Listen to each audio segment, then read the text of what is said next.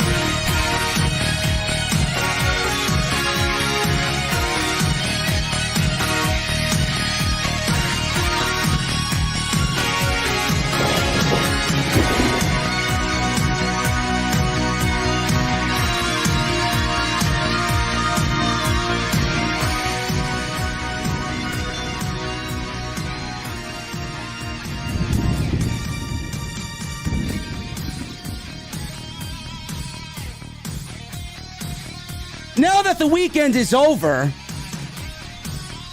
we can get back to our regularly scheduled programming. I was excited about the Monday Night Raw tonight after WrestleMania. And then we were left disappointed as always. Because WWE doesn't know how to do the Raw After Mania anymore. This show totally was a disappointment. After Cody Rhodes, this show fell off a fucking cliff.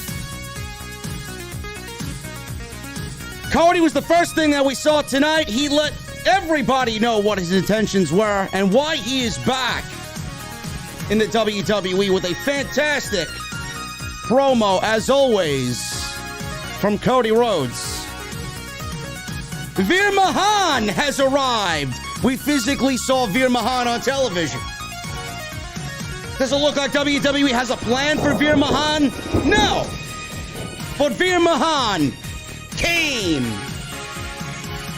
and he unloaded on the Mysterios.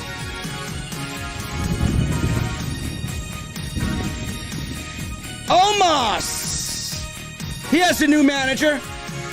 MVP says goodbye to Bobby Lashley and says hello to the almighty Omos. And Roman Reigns. Is Roman Reigns really injured? It certainly looked like it to me. The new Universal Heavyweight Undisputed Champion of WWE. What's his next move? Nobody knows until Friday night. Anyway, guys, this is the Raw After WrestleMania. We're all disappointed.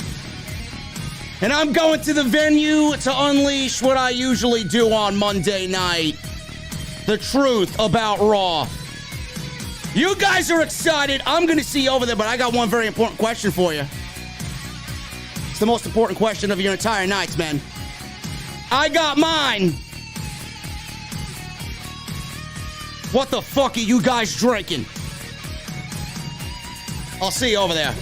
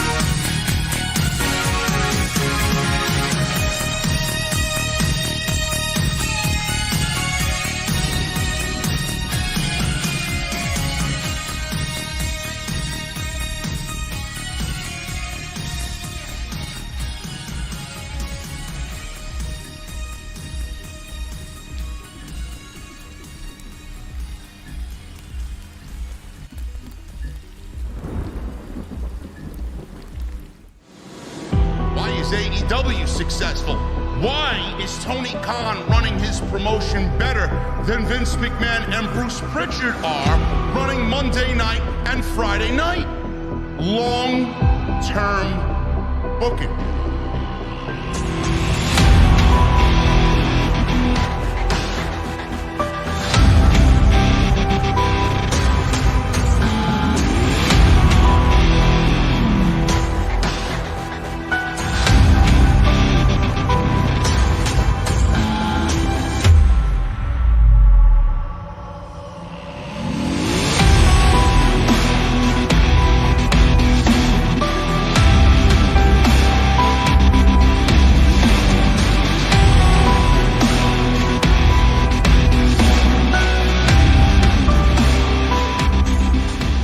What is going on, guys? Thank you so very much for joining me right here on Off the Script. This is your Monday Night Raw After Wrestlemania post show.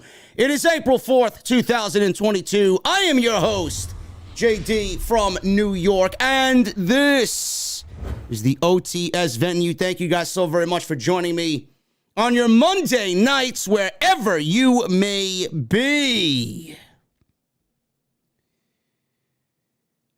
I was positive about WWE throughout most of the weekend, man. I felt like a new man. I felt like I was not myself. Now, granted, all I want is a good product. All I want is a better show. All I want is a better WWE. That's all I ever want. My negativity isn't hatred. My negativity is just love that wants better. The simplest way for me to put it. Most of the idiots out there aren't going to get that because they only see what they see in 30-second clips on Twitter, but that is genuinely what I want. I was excited about the Monday Night Raw After Wrestlemania because night one, to me, was the best WrestleMania that WWE's put on. On paper, it looked like shit. But after the show was over, it was probably the best WrestleMania that WWE has done since WrestleMania 31. Night two, I can't say the same, though it wasn't a terrible show. It wasn't anywhere close to what WWE did on night one.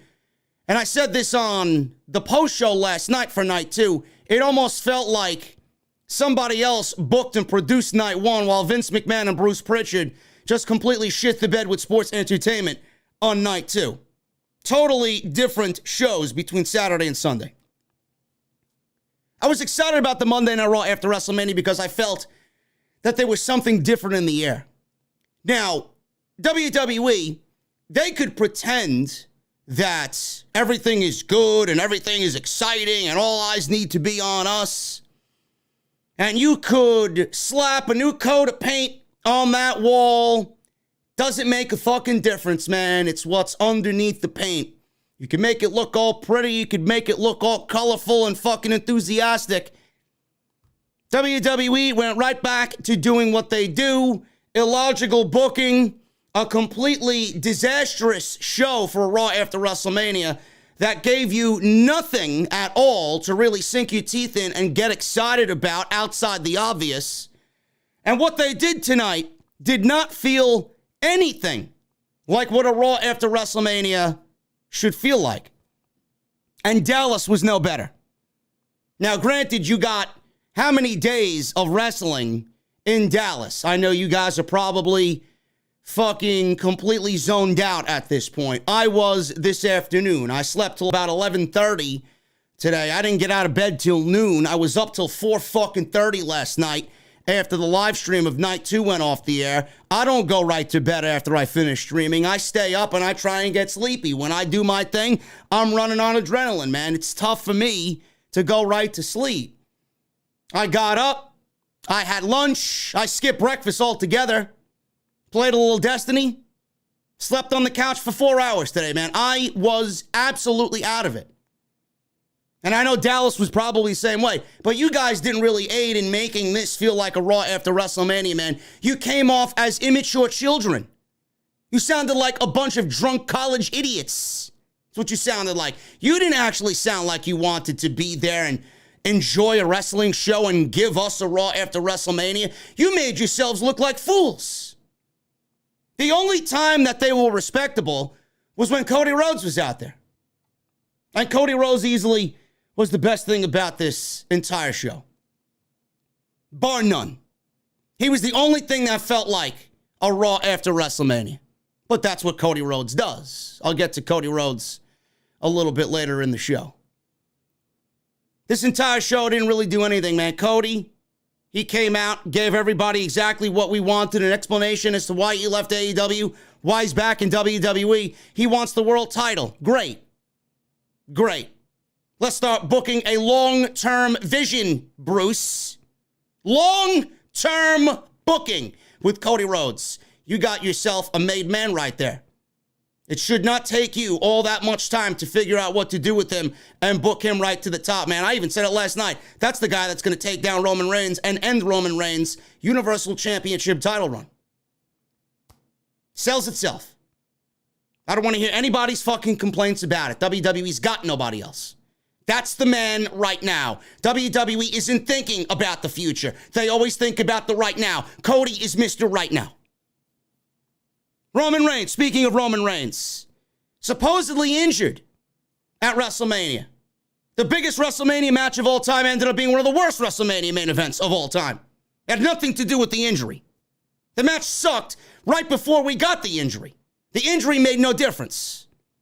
I don't care what those guys had planned at the end of the match if they called an audible and ended it early to protect Roman Reigns. The match up until that point sucked. So stop defending garbage.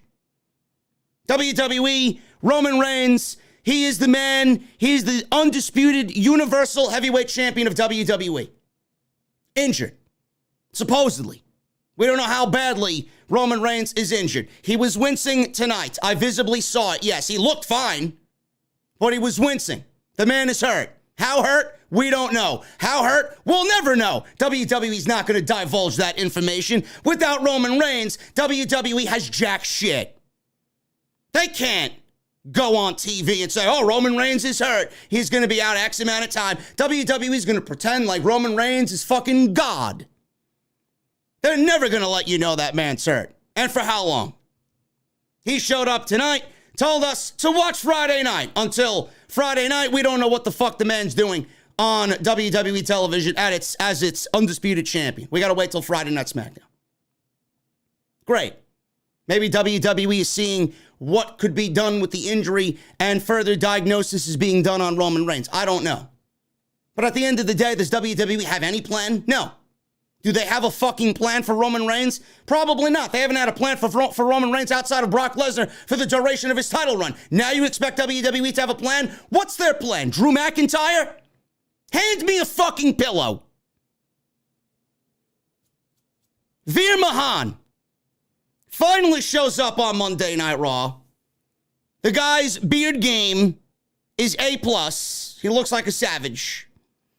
Veer Mahaan destroyed the Mysterios after their huge, they didn't win at WrestleMania. After that huge WrestleMania moment with The Miz and Logan Paul, Rhea and Dominik Mysterio team for the first time at WrestleMania. What do they get for their troubles? Veer Mahaan destroys both father and son in his debut on Monday Night Raw. His first match will take place next week against Rey Mysterio. But it's great to see that Veer has come.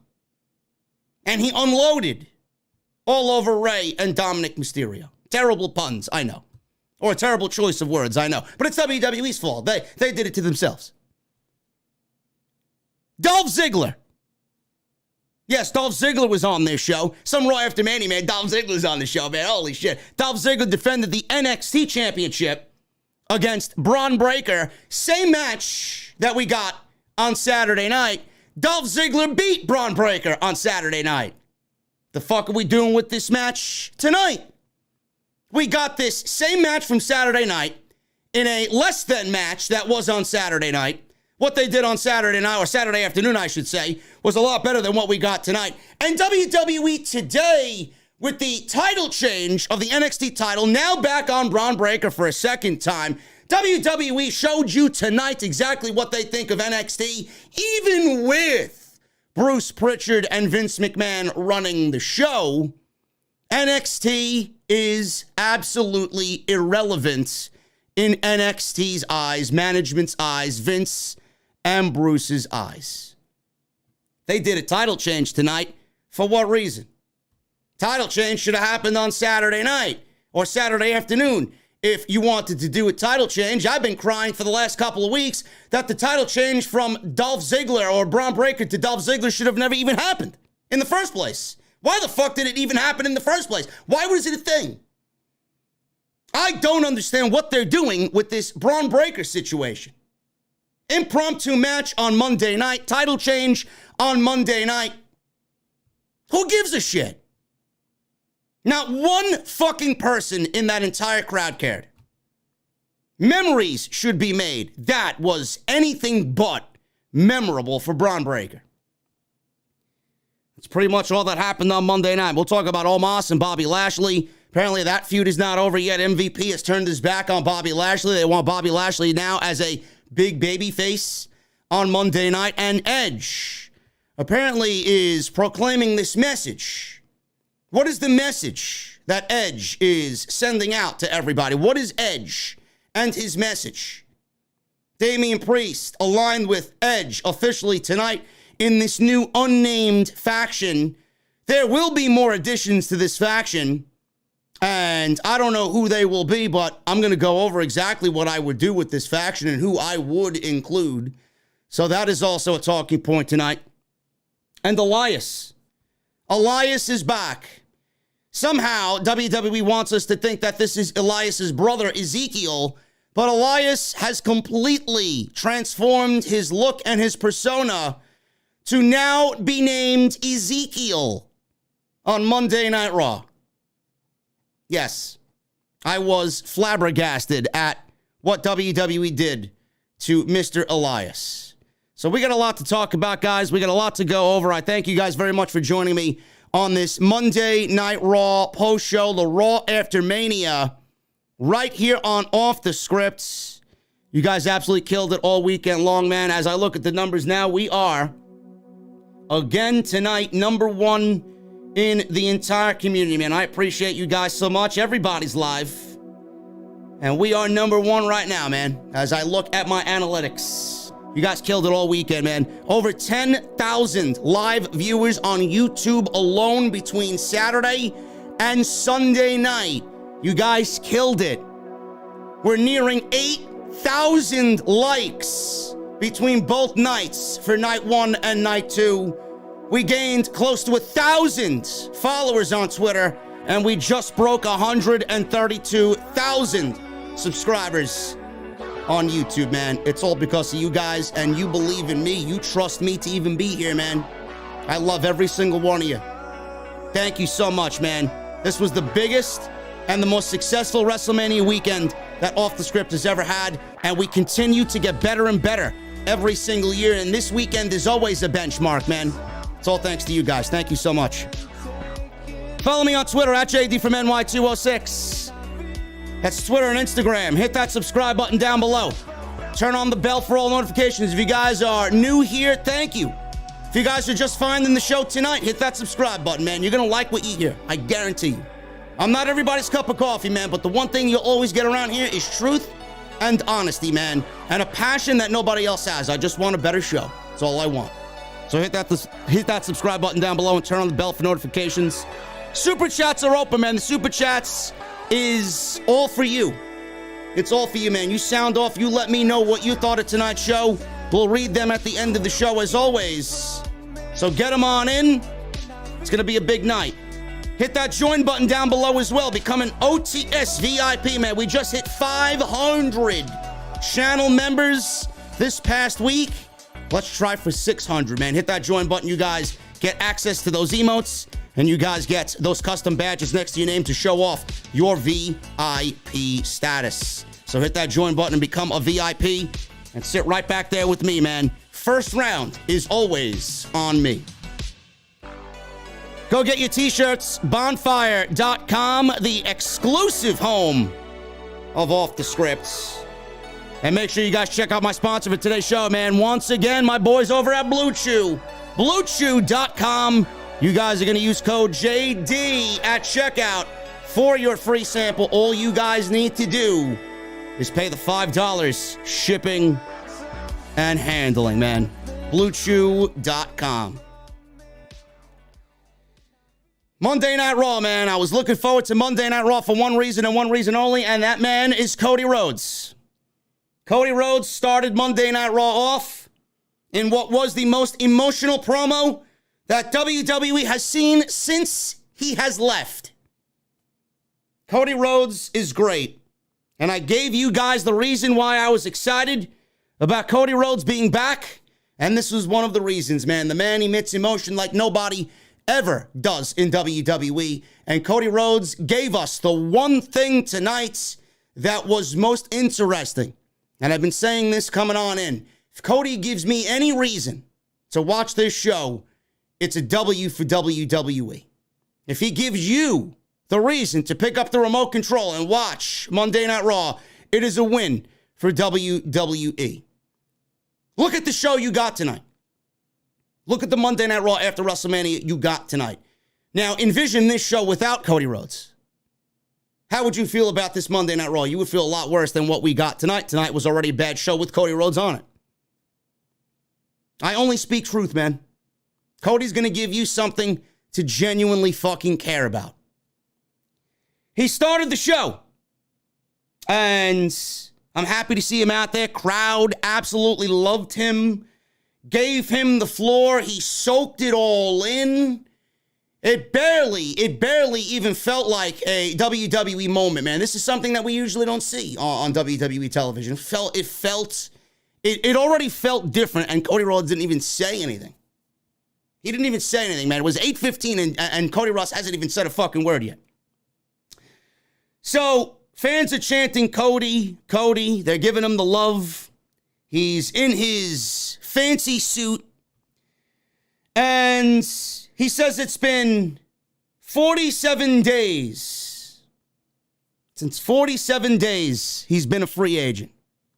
What do you guys want to talk about? What do you guys want to talk about, he says. He said he chose to remain silent for all of those 47 days. I heard stories. He heard whispers. He heard theories that all of it was nonsense. Everyone thinks the decision to return to WWE was difficult. He says it was not. He said it was very simple. The star that left them in the dust. Play on words there for Stardust. The man standing here now, having signed a multi-year agreement with World Wrestling Entertainment, and if there was, he stopped. You deserve it, Chance interrupted him. He says if there was a glimmer of doubt or a shred of trepidation, the moment rose up in front of 70,000 plus fans, and he defeated Seth Rollins. Any doubt was eradicated in that moment. He says he's an avid reader, and he stumbled across this quote today. A man often finds his destiny on a path he takes to avoid it. He asked fans to humor him as he pointed everybody to the Titantron on the stage. There was a picture of Dusty Rhodes back on September 26, 1977 at Madison Square Garden holding up the World Heavyweight Championship. Fans chanted, Dusty, Dusty. He said that's his father. He said they know him as a legend, the son of a plumber, a common man, and all that. He said they know him as a legend. His voice cracked when he started to say the things that everybody said about his father, and this one got him. Dusty was all those things, but to me, he was my hero. And he starts getting teary-eyed. He talked about the photo of his dad. He says he was holding the championship that eventually was the same championship that Hulk Hogan held, The Undertaker held, Shawn Michaels, and Triple H. All great superstars. Obviously, he left out a ton of names. He said all these men got their hands on that championship. He said that photo was on the mantle of his parents' bedroom until his dad passed away. The last day his dad was alive, that photo remained on the mantle. He says as he got hip to the industry, he said to his dad when he was 8 years old, I didn't know you were a champion like Hulk Hogan. He said he looked at him with the same eyes that Liberty, his daughter, has looked at him with, that he won that match because it was by countout. He didn't take home the championship belt. He said he knew then not what he wanted to do, but what he needed to do. And this was, again, yet another emotional throwback to Cody Rhodes as he got choked up talking about this moment and the same look that he gave his father that Liberty gives him now, his daughter. He said he knew what he needed to do. He said he needed to win that championship and bestow it to the hands of his dad and say no one can take it away from him. He said many are familiar with his journey, but not everyone is. He said the dream died right in front of him and that opportunity passed or did it. His voice went from cracking to emotional to being very forceful and passionate. He said he can't put that belt in his father's hands right now, but he can put it around the waist of the American Nightmare. He said his silence is broken, and he now stands before everyone ready. He says he's going to give the distinction that his family has long since been denied. I am going to do it for you. I'm going to do it for me. I'm going to do it for my family. I'm going to do it for the American dream. Dusty Rhodes. Seth Rollins and his music hits. He's wearing this very bright pink suit with a white dress shirt and a pink tie. He comes down. The fans are singing his theme music. He gets in the ring. He starts laughing at Cody Rhodes. Cody Rhodes threw the microphone down. Rollins didn't say anything. Cody didn't say anything. Cody extended his hand for a handshake, and Rollins shook his hand. And that was the end of the segment. I posted on social media about this promo, and this is exactly what I wanted for WWE. This is exactly what I wanted as far as the passion that Cody Rhodes was going to bring to the company. This was the storytelling that I was hoping we'd get right out of the gate with Cody Rhodes. Why Rollins was out there, I don't know. I don't think they're done. I don't think they're done yet.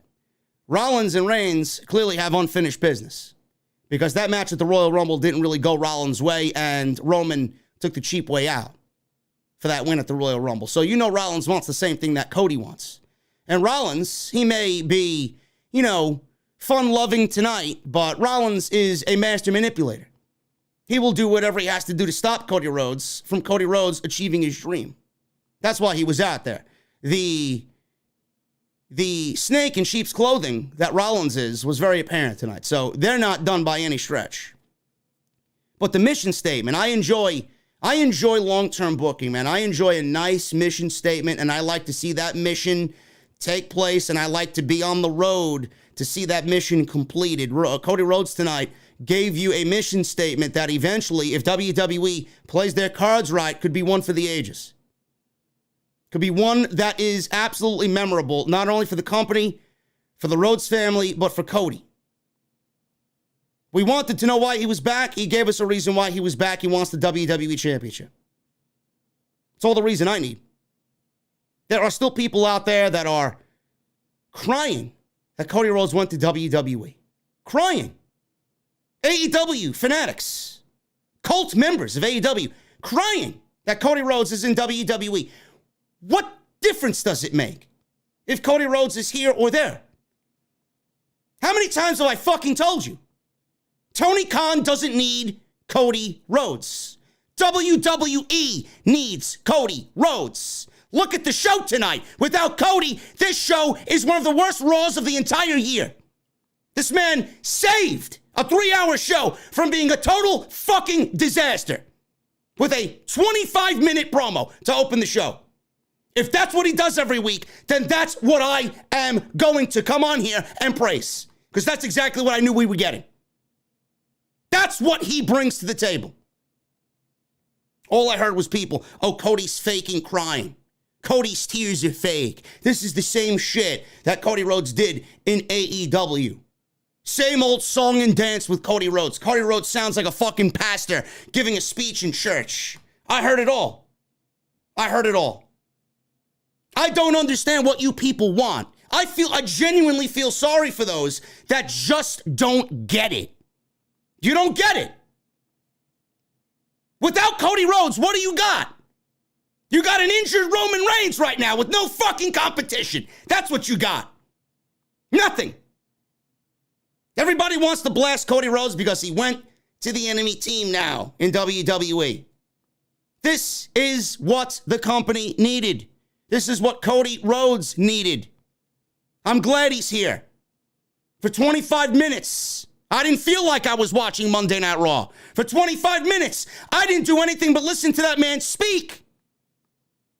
And during the parts where he got emotional, I got teary-eyed.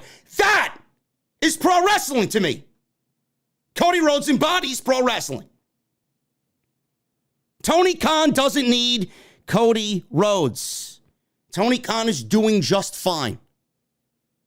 WWE's got a plan here, hopefully, to give us something monumental.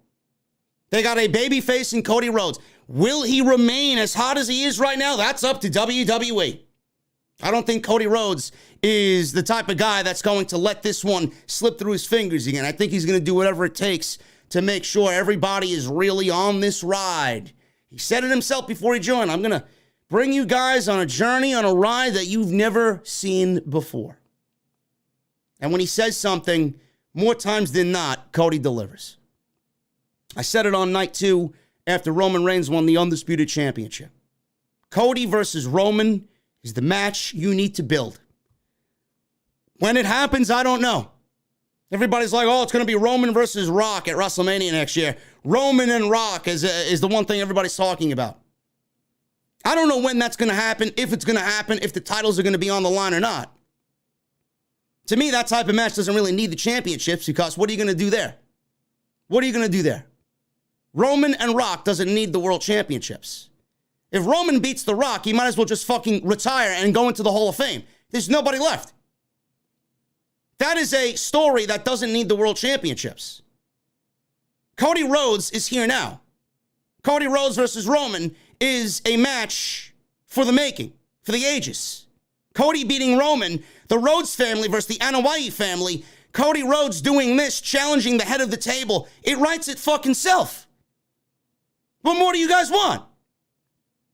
Name a better option in WWE right now that Roman Reigns has outside of Cody Rhodes. There's nobody. There's nobody. I'll be the first to fucking tell you, I don't want Cody Rhodes as the guy.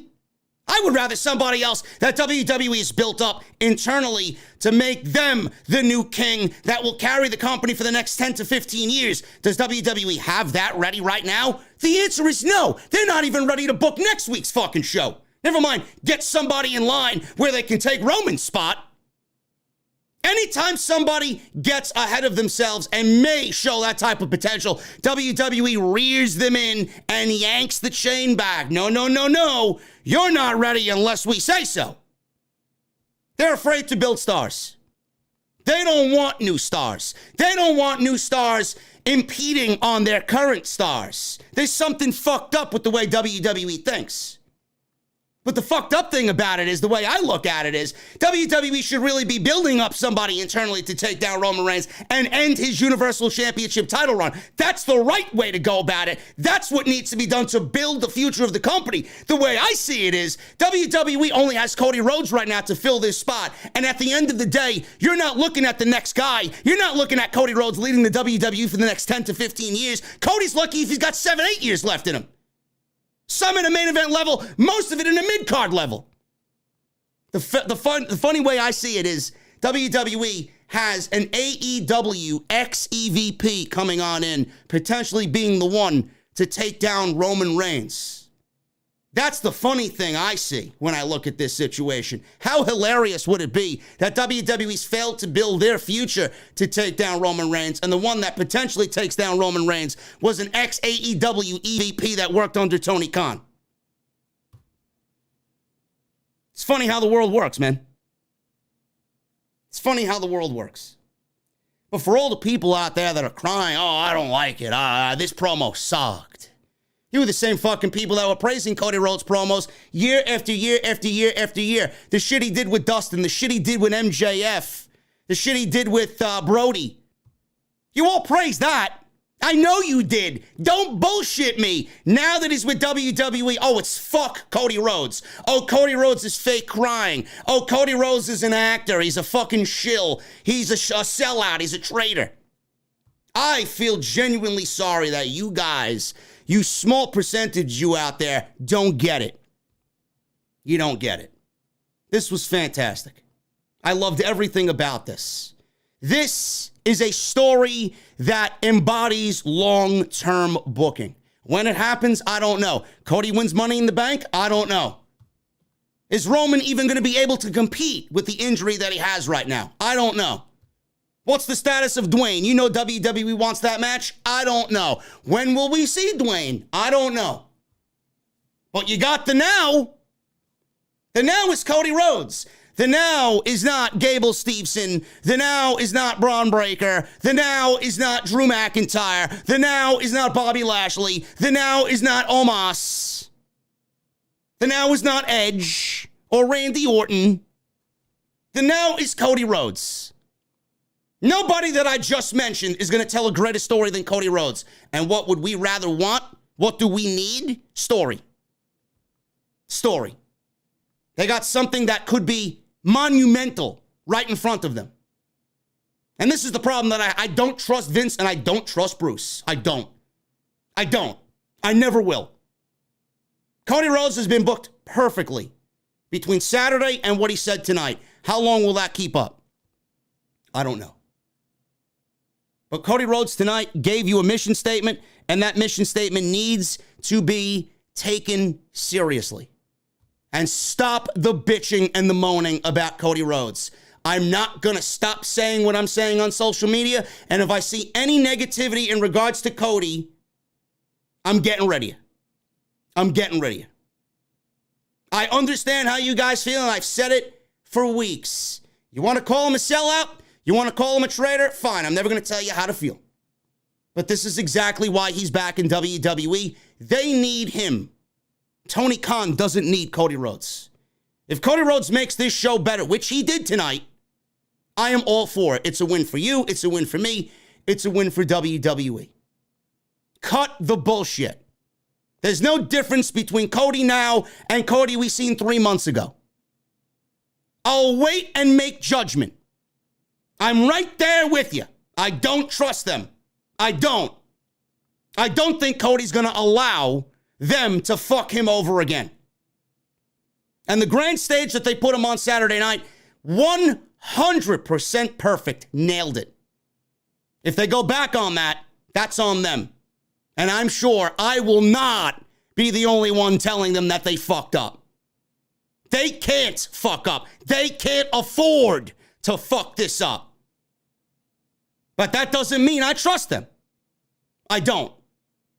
I trust Cody. I don't trust Bruce. Sasha Banks and Naomi versus Rhea Ripley and Liv Morgan. I don't know why this match was booked.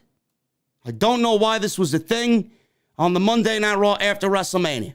If there was one team, though, if there was one team out of those 4 teams last night that were going to challenge Sasha Banks and Naomi, it was going to be Liv Morgan and Rhea Ripley. This was a championship contenders match. I hate championship contenders match. I hate matches like this because it means that the challengers have to beat the champion in order to get a title shot. And WWE's forced to do this because there's no division. They have nobody else. And this is the one thing that they needed on this show. They needed major names. So enter Sasha Banks and her partner Naomi. Ripley gave Naomi a delayed vertical suplex in the match that seemed to last about 20, 25 seconds. Dropped Naomi after letting all the blood rush down to the head. Both teams exchanged dives and Naomi came out of it in control of the match. Ripley randomly in control after a commercial break. Naomi came back with a disaster kick. Both tagged out. Banks is tagged in. Liv Morgan's tagged in. Banks gave Morgan a Meteora for 2. Morgan fought her off and used the double team powerbomb for 2. This was pretty cool. Rhea Ripley took Sasha and threw her to Liv and right down to the mat. So it was like an alley-oop powerbomb. So Naomi, in this match with Sasha, Naomi then took Ripley, threw her out of the ring, and Banks, she was in control here. She used their combo Glam Slam Codebreaker finish to get the win and pinfall on Liv Morgan, and they now move on without another team in that division to challenge for those tag team championships because they beat Rhea Ripley and Liv Morgan clean.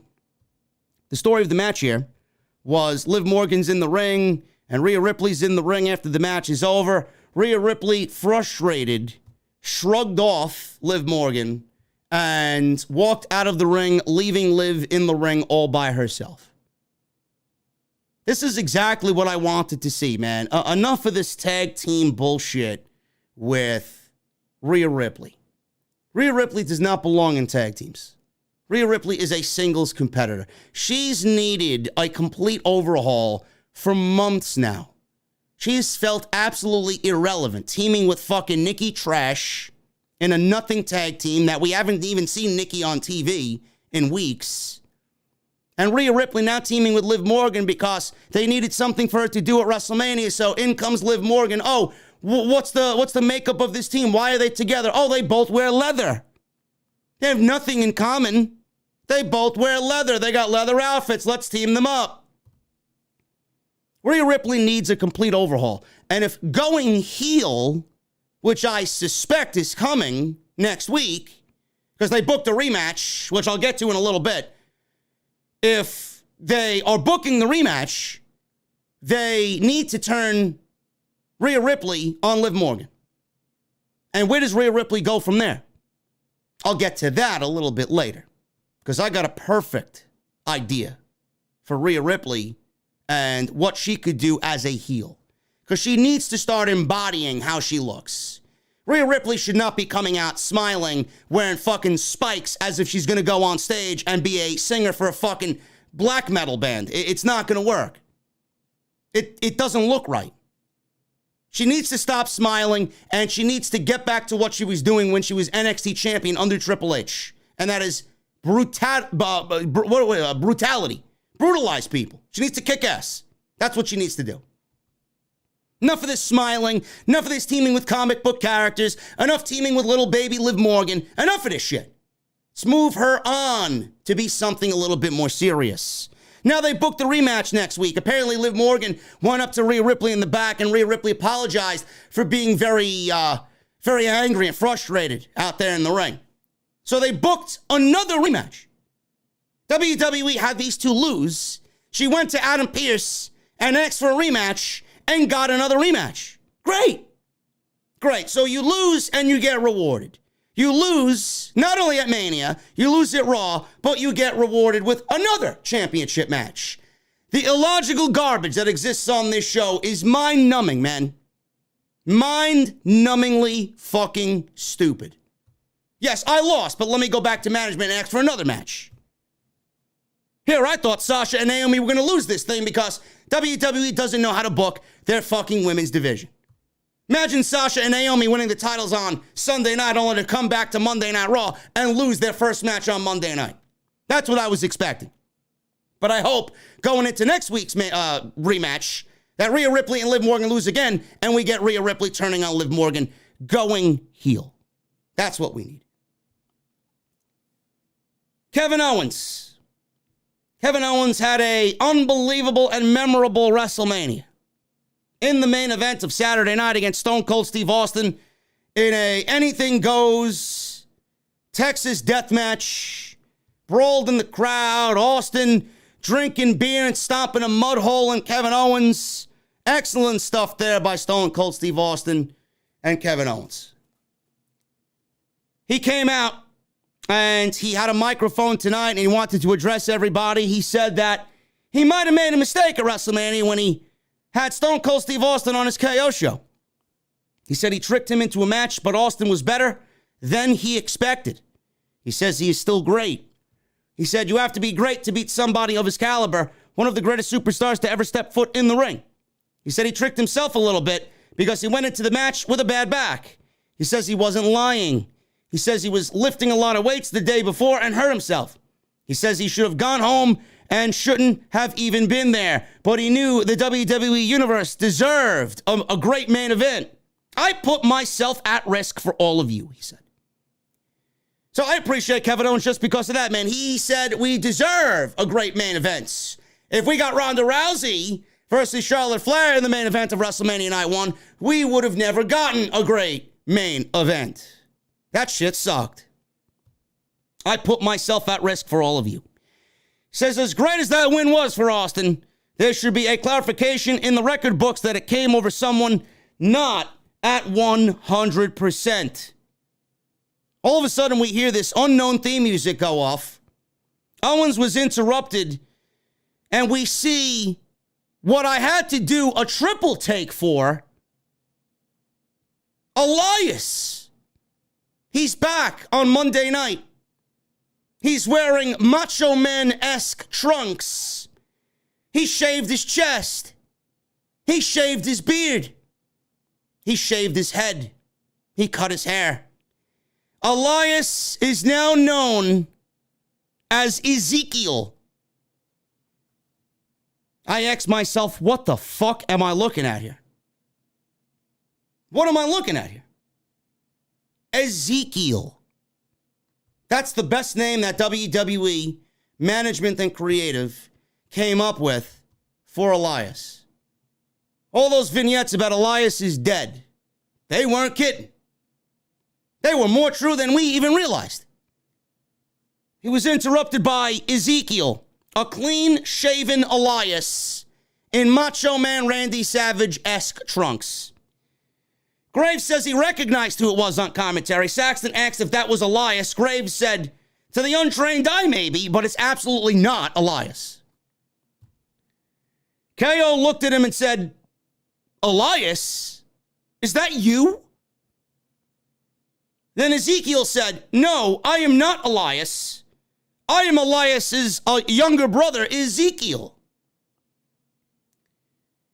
So Owens said, what?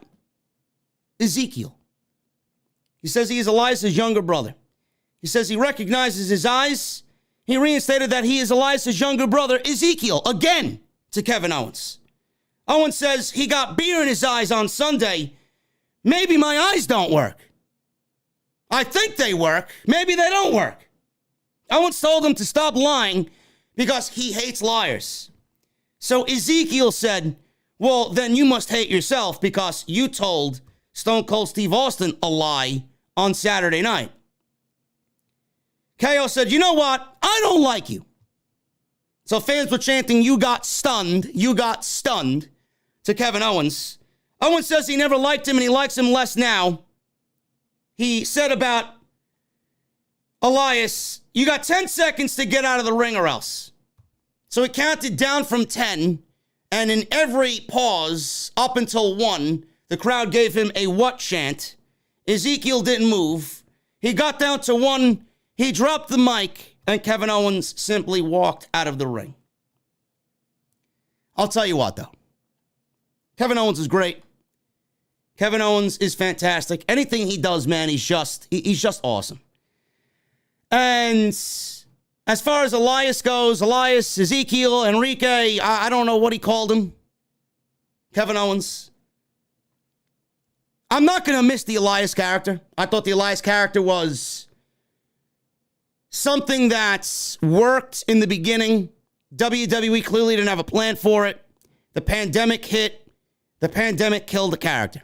It was never going to be the same thing because when WWE got fans or something close to fans back in attendance, they went right back to doing the same shtick with Elias as soon as fans got back in attendance. So you went from what was something that worked to something that died, and you went back to what you thought was going to work, and it never worked out because the gimmick was played out. Nobody wanted to see that gimmick anymore. They were over it. How many times can somebody play his acoustic guitar and they get interrupted before he starts singing a tune? Most of these musician gimmicks don't really get over anyway. They got a very short shelf life in WWE. They never really work out. Unless WWE comes up with something monumental and fucking tremendous that's going to transcend the WWE as far as characters go. I don't see WWE coming up with a musician gimmick that's going to work. It never works. I don't think this is going to work either. I don't really get where they're going with this. It looked completely out of place. Not really a great follow-up either for Kevin Owens, who just main evented WrestleMania with Stone Cold Steve Austin. I said this on Saturday night when I did my Night 1 post show. You people in WWE should be looking at Kevin Owens and you should be praising the fucking ground this man walks on. This guy gave you 20 minutes of a main event with Stone Cold Steve Austin at 57 years old, protected him, and gave you guys a true main event for WrestleMania. When Austin didn't even want to work a wrestling match, a full-fledged one at that. But that was a match. Referee, bell, Austin's hand was raised in the air. Sound like a match to me. Looked like a match to me. Kevin Owens deserves to be rewarded after what he did with Stone Cold Steve Austin. And on top of that, he carried the feud because Austin didn't make any television appearances until Saturday night outside of one video package that they shot to really have him accept the invitation to be on Kevin Owens' show. But this is what you want to do with Kevin Owens. Ezekiel. The Monday Night Raw after WrestleMania should be a hard reset for everybody. The one thing that should really be reset is Kevin Owens' priority on Monday Night Raw. He needs to be in a top-level feud, and he needs to be taken a little bit more seriously, not feud with somebody known as Elias, now named Ezekiel. I don't know where they're going with this, but it looked ridiculous. I don't know if anybody really knew at first glance who he was. When the name Elias was mentioned on the microphone via Kevin Owens and his promo, then people really understood who he was. I don't think people are going to take to this. Is he going to show up as somebody different every fucking week? That's what I'm curious about. Is he going to go back and be somebody else next week? Maybe he's Elias's cousin. Maybe we see Elias back on television. Is he going to have split personality disorder? I don't know what they're doing here. But I can't see this getting over on main roster television and lasting a long time. This looks like it's tailor-made for Nick Khan's budget cut list, which I do expect Elias to be on sooner or later. Ezekiel. Man, what a difference a beard makes, huh? It'd be like me if I shaved my fucking goatee off. You wouldn't even recognize me. Elias looks like a completely different human being without the hair, without the fucking guitar, and without the beard. He looks like a different human being. It's amazing what some facial hair will do for somebody. The Miz. He was back on Monday Night Raw after him and Logan Paul beat the Mysterios at WrestleMania. What did WWE do? Give us another Miz versus Mysterio match. Wow, what thought went into that, Bruce, right? How long did it take you to come up with this one? The Miz versus Dominik Mysterio went 1 minute. 1 minute. A complete waste of everybody's time. Dominik got in some early offense, ducked a Miz clothesline. He head scissored Miz. Then Miz dropped him over the top rope very sloppily. It's like a half drop on the top rope. Choked him out. Turned him over. Skull-crushing finale. Less than a minute. Dominik loses. Gets squashed to the Miz on Monday Night Raw. As Miz celebrated, Rhea went to go check on Dominik. Rhea was obviously in Dominik's corner. Veer Mahaan. This is the debut of Veer Mahaan on Monday Night Raw.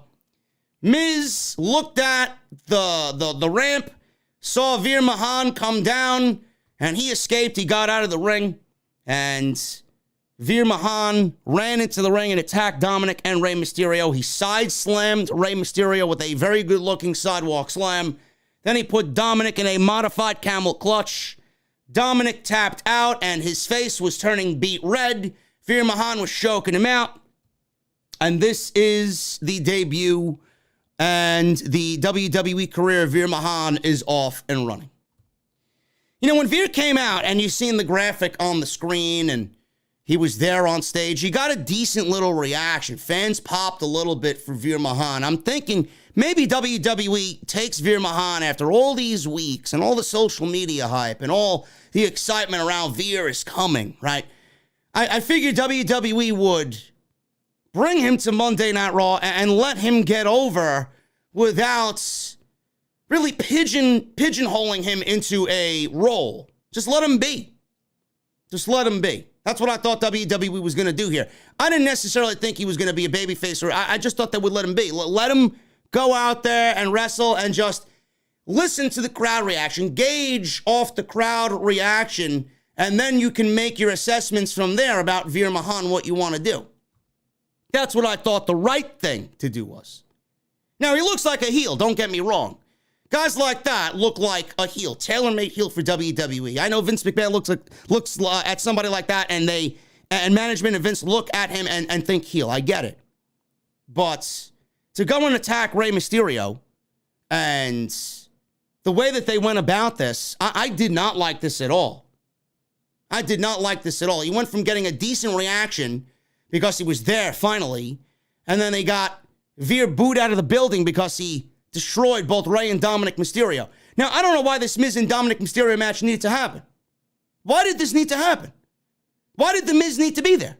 Why did the Miz need to get another victory over the Mysterios after he got the biggest victory over the Mysterios with Logan Paul as his partner on Saturday's WrestleMania? I don't get why any of this was booked the way that it was. Why couldn't Rey Mysterio and Dominik Mysterio cut a promo? Why couldn't they come out and just cut a promo and Veer Mahaan interrupts Rey and Dominik Mysterio? Why didn't you do a Miz and Dominik match that didn't ultimately get started? The bell didn't ring. Veer Mahaan just comes out and says, fuck this shit. We already seen this shit at WrestleMania on Saturday. He beats up The Miz, he beats up Rey, and he beats up Dominik. Or if you didn't want him to beat up The Miz, have The Miz and Dominik in the ring. The bell don't ring. You don't have any match. Dominik doesn't have to take an unnecessary loss and get squashed. Miz gets out of dodge, and Veer destroys both Rey and Dominik Mysterio. I don't know why they went about booking Dominik to take a loss in a minute. It is so reckless. It is the company not knowing what to do. It's sad that I could come on here and book a better show than WWE and come up with better ideas or ways to go about it than the people actually booking this show. I didn't like the way that they debuted him. He was dominant. I hope the crowd takes to him. I really do. He is going to be in one of those gray areas, man. I really wish that they just sent him out there and they let it be. Let the fans guide you on what they feel about Veer Mahaan. Because this is your fucking fault that you let him sit from the draft from October. It is April 4th. This is the first time we've seen him on main roster television since October. And he got drafted to Monday Night Raw. That is a company that doesn't know what the fuck they are doing. Nobody should be out that long. Nobody. I hope the time away and I hope the time on main event did him well. I hope the crowd takes to him because at the first glance I see of Veer Mahaan getting no reactions on Monday Night Raw, you're looking at your next Jinder Mahal, and we all know how that ended up. I don't want to see Veer Mahaan end up the way Jinder Mahal ended up. We got something here, and WWE already is off to the wrong way about Veer Mahaan. Don't like it. Bianca Belair. Bianca Belair and Becky Lynch had one of the best matches of all of WrestleMania weekend. She came out. She danced. She had the title draped over her shoulders. She was wearing sunglasses. Bianca Belair got buried at WrestleMania with a kick right to the face. And she got a black eye right on her left eye. She's in the ring, and she took off her sunglasses, showed the black eye that got Bianca right in the face at WrestleMania by Becky's boot coming off the top rope. Fans chanted, "You deserve it." She thanked Becky for what she did to her at SummerSlam because that helped her discover how much better she can be. She said she learned that just like that, it can all be taken away from me, and that hurt. She said she didn't cheat to get her title back. She said Becky came for her throat and her hair and now her eye. She said she still caught everything she had aimed at her. She said no woman is prepared to do what it takes to take the title away from her because after Saturday, I'm a different woman and I am better. At this point, when she said that line, no woman is prepared to do what it takes to take the title away from me, I swear to God, I thought Asuka was about to come out and we were going to get another return to Monday Night Raw. I thought Asuka was going to make a return to Monday Night Raw when Bianca Belair said that line, but we didn't get anybody. She told Becky to maybe take this downtime to find out who she is without the championship. She went into how she is the EST of WWE to close the interview. Her music played, pyro blasted, and that was pretty much it. Bianca Belair didn't really do anything out of the ordinary. She danced around with the Raw Women's Championship with a black eye. We didn't see Bayley. We didn't see Asuka. We didn't see Alexa. We didn't see anybody else making a return or a debut to WWE. I don't know where they go with Bianca Belair. I don't. Bianca Belair has options if WWE allows who I just said to be options. I don't know what they do with the Raw Women's Division. I don't know what they do with Bianca Belair's title reign this time around. SmackDown, when she won the title from Sasha Banks last year and she went into SmackDown after WrestleMania with the championship, WWE really didn't have a plan for her then either. It almost seems like they don't have a plan for her now as well. And I said it on Saturday, you could sit there and praise Bianca Belair all you want, and you could be happy about her winning the Raw Women's Championship, but time and time again, WWE just doesn't have a fucking plan as to where they want to go next. It's all in the follow-up. You got to limit your excitement with these people. You can't get overly excited about Bianca Belair winning the Raw Women's Championship because there is nobody right now on this active roster that is even ready for a title match. Everybody's been run through. Liv Morgan, Becky Lynch, Doudrop, Nikki Ash, Rhea Ripley. There's nobody on this roster. The only ones that even make sense and the only ones that even emit some sort of interest and excitement are the people that have been missing for several months. Bayley, Asuka, and that's it. Alexa doesn't emit interest. I don't want to see Alexa Bliss against Bianca Belair. I don't want to see, God forbid, Lacey Evans come back and challenge Bianca Belair. No, in WWE, they did Lacey Evans versus Becky Lynch when Becky Lynch won the fucking title. I wouldn't be surprised if they do that for Bianca Belair because that's how fucking clueless they are. They got nobody. You can be excited, but I need you guys to take a step back and think about the follow-up. There is none. Until WWE gives us a solid follow-up, I am not really convinced that Bianca Belair winning the Raw Women's Championship is going to do her any better. The title match against Sasha Banks, it was great. And it didn't do anything for Bianca Belair. What is going to be different this time around? She beat Becky Lynch. Great. She beat Sasha Banks. Great. Well, what's the plan here? There is none. Dolph Ziggler. Dolph Ziggler and Braun Breaker for the NXT Championship.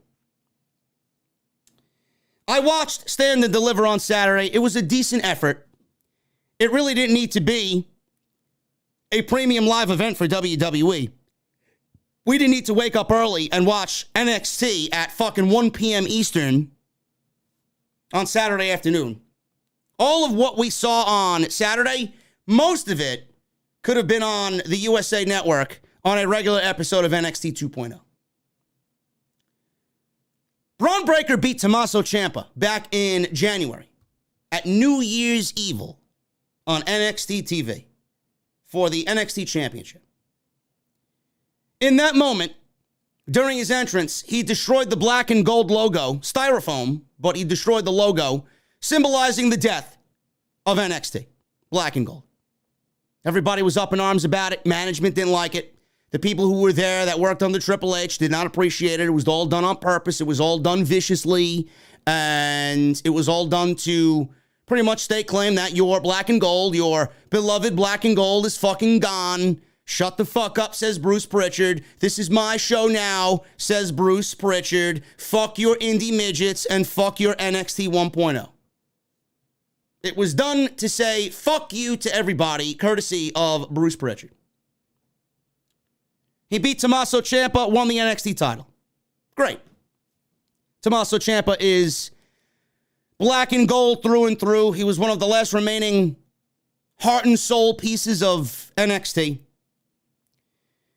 Braun Breaker beat Tommaso Ciampa to win the NXT Championship in his first title opportunity. That was not the first time he's got an NXT title match, but this was his first NXT Championship. This is the first time he's held championship gold in WWE. He was the NXT champion. Tommaso Ciampa beat him the first time. This time, he got the job done. You know, moments like that, you only have one. You only get one of those moments. You only get one opportunity at that. Your first impression of Braun Breaker in a championship match, you can't go back on that. That moment, him holding the championship up, him beating somebody like Champa, who symbolizes more than Dolph Ziggler will ever symbolize. You only get one of those opportunities. First impressions are everything. You only get one first impression if you guys get where I'm going with this, okay? So we get to Stand and Deliver, and Breaker and Ziggler have a very good match. Nothing really that's going to set the world on fire. It's not going to be a match of the year candidate by any means. A decent little match. Braun Breaker's getting there. He's got 30 matches under his belt. He's certainly ready for the main roster. Some people may not like that. I think he could use maybe one more year. He's 26 years old. There's no rush. One more year of seasoning on NXT TV, then call him up. He's got everything that you need right now to succeed on the main roster. He's not going to do anything differently. He's not going to learn anything else that Vince McMahon isn't going to teach him on the main roster. Stand and Delivery loses against Dolph Ziggler. Now, granted, the match was a fuck finish. Bobby Roode interfered, and the referee did not call for the bell, which was a blatant disqualification. He let the match continue, which ultimately Ziggler took advantage of and won the match and retained the championship. I asked myself, why? The whole point of this was to take the title off of Braun, put it on Dolph, have Dolph do whatever he does on NXT to get the ratings up a little bit. You know, they really take great pleasure in seeing a plus 40,000 in viewership on Tuesday night, as if that makes the fucking world go round. Put the title on Dolph and then take the title off Dolph, put it on Braun at Stand and Deliver. I thought this was the whole plan. So when I see Dolph Ziggler beat Braun Breaker on Saturday afternoon, I'm asking myself, well, that's it for Braun Breaker on NXT. This match is over. This feud is over. He's not getting another title shot. That was the moment, if WWE needed one or wanted one, that was the moment there to do it. I asked myself, why? Braun Breaker's getting called up. There's nothing he's going to be doing on NXT new or revolutionary that he's going to be doing on the main roster. What you see now is the Braun Breaker you're going to get on Monday Night Raw. Weeks before that match happened, that Stand and Deliver, I asked myself, what is the difference? Why do they even take the title off Braun Breaker to begin with? With Braun Breaker as champion and Dolph Ziggler as champion, it doesn't make any difference. It's not going to make Braun Breaker any better by beating Dolph Ziggler. And if Braun Breaker was the champion going in, they should have easily had an option to have Ziggler push the young rookie's buttons in, get him a great match, and beat the dastardly, sly heel in Dolph Ziggler. It would have resulted in the same thing. Man, was I proven to be right. Holy shit. WWE had Ziggler beat Breaker on Saturday, and then ultimately, 2 hours before the show, maybe 1 hour before the show, they announced an NXT title match on Monday Night Raw tonight with Braun Breaker and Dolph Ziggler. 1 hour before the show, they announced an impromptu match between Dolph Ziggler and Braun Breaker for the NXT Championship. Wow, that NXT Championship really feels valuable and sought after and wanted based off a 1 hour announcement of the title being defended on Monday night. They show up tonight. They got a match. Braun Breaker wins the NXT Championship back for a second time against Dolph Ziggler in a match that was worse than what they did on Saturday night. Now, why did they do what they did tonight? I got my reasons. The match itself was worse than what we saw on Saturday night. Don't even know why the match happened. But I guess this gets Braun Breaker in front of that Monday Night Raw audience after WrestleMania. If you don't know who Braun Breaker is, now you know who Braun Breaker is. Now you know the name. You get to see Rick Steiner's son, right? On the big stage after WrestleMania weekend. Ziggler slapped Braun before the match twice. Looked like the first one missed. Braun used a suplex early on. Ziggler outsmarted him to take control. Started talking some trash to Braun Breaker. This is the big leagues, you idiot, he says to Braun Breaker. Braun avoided a kick, countered a leapfrog into a great-looking body slam, power slam on Dolph. Ziggler worked his way out of that, regained control, drop-kicking Braun off the top rope, and he remained in control for a little bit. He went for a famouser. Braun countered into a powerbomb. Braun followed with a running shoulder tackle, overhead suplex, clothesline. Rude popped up on the apron just like he did at Saturday's Stand and Deliver show for a distraction, and Ziggler used the schoolboy for a roll-up, only got a 2 count. Braun took out Rude with a flip dive, but Ziggler hit him with a famouser back in the ring for a 2 count. I thought they were going to go right back to doing the same ending on Saturday afternoon. Ziggler then raked Braun in the eyes, hit a super kick for another near fall. Ziggler set up for another super kick. Braun cut him in half with a spear. Braun followed with a military press power slam. 1, 2, 3, and Braun Breaker is now a 2-time NXT champion. Crowd was pretty dead for this match. Pretty dead for this match. I don't think they're really taking to Braun Breaker the way WWE expected or thinks Braun Breaker is going to be endeared by the crowd. First of all, you got Braun Breaker coming out fucking smiling. Number one. Why is the man smiling? Why is the man smiling? This is the second fucking time I've seen him on the main roster, and I don't care to see him smile again. He's not a baby face that smiles. He's a baby face that fucking kicks your fucking teeth in. I don't want to see him smile. Dolph Ziggler, by the way, on Saturday came out to his good WWE theme. I'm here to show the world theme. Today he came out with his generic Def Rebel theme. Sounded terrible. Braun Breaker needs to stop smiling. Number one. Number two, I get why WWE had him win the title tonight. But at the same time, and I hope people realize this and mention this, with him winning the title on tonight's show in front of this audience, no matter how big it is, no matter how big the rating is going to be, what you ultimately did is show everybody and the fucking world that what happened on Saturday afternoon meant absolutely nothing. You showed everybody with Braun Breaker and Dolph Ziggler tonight that you thought Stand and Deliver wasn't as big of a stage as everybody in WWE thought it was going to be, and you changed the fucking rules and made that show completely fucking irrelevant. Everything that went into that show and everything that went into that match that led to that show, you proved to be fucking worthless. And you want to know why people don't watch NXT. It's your fucking illogical garbage. It's your stupid decisions that get NXT in the fucking shit that NXT is in. I don't know why anybody would give a fuck about that show now, because you showed everybody that that match meant fucking shit on Saturday afternoon. That's the shit that bothers me. WWE isn't in the market to make memorable moments. Dolph Ziggler was the NXT champion for what fucking reason? He did nothing better for the brand, and he did nothing for Braun Breaker. Silence. Silence. Braun Breaker's now a 2-time NXT champion, and both reigns, both wins, unmemorable. Unmemorable. You're ruining this guy's career, and this guy isn't even on the fucking TV show a year yet. Braun Breaker and everything he did during this stretch was fucking rendered unmemorable. What a joke. What a fucking joke. Dolph Ziggler was the NXT champion. Again, I ask, for what fucking reason? He didn't make Braun Breaker better.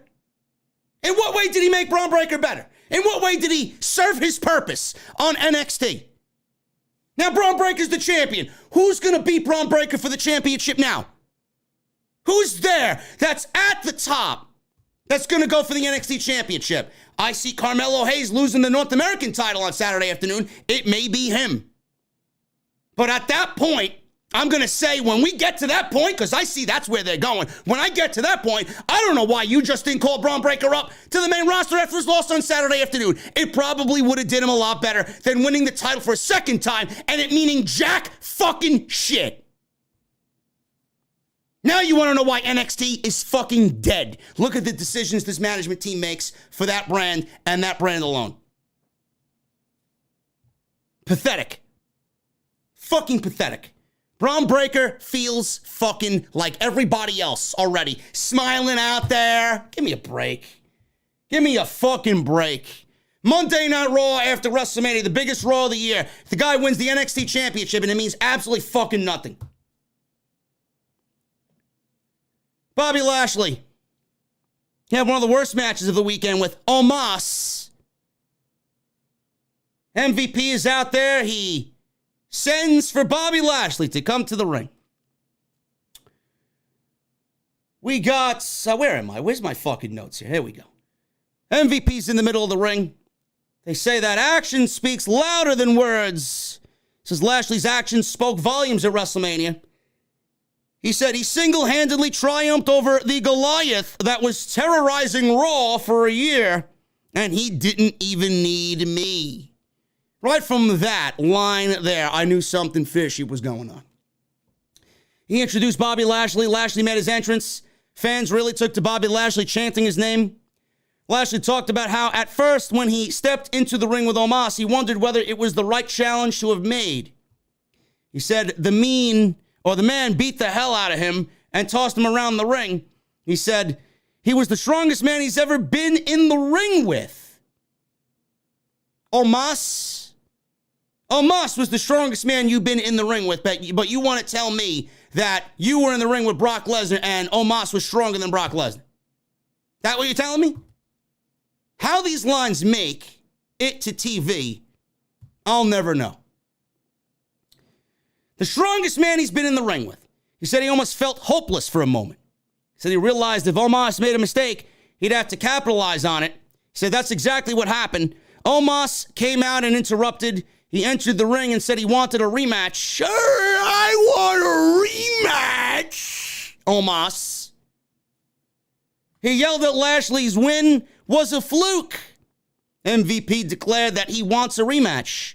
MVP all of a sudden attacked Lashley from behind with the microphone.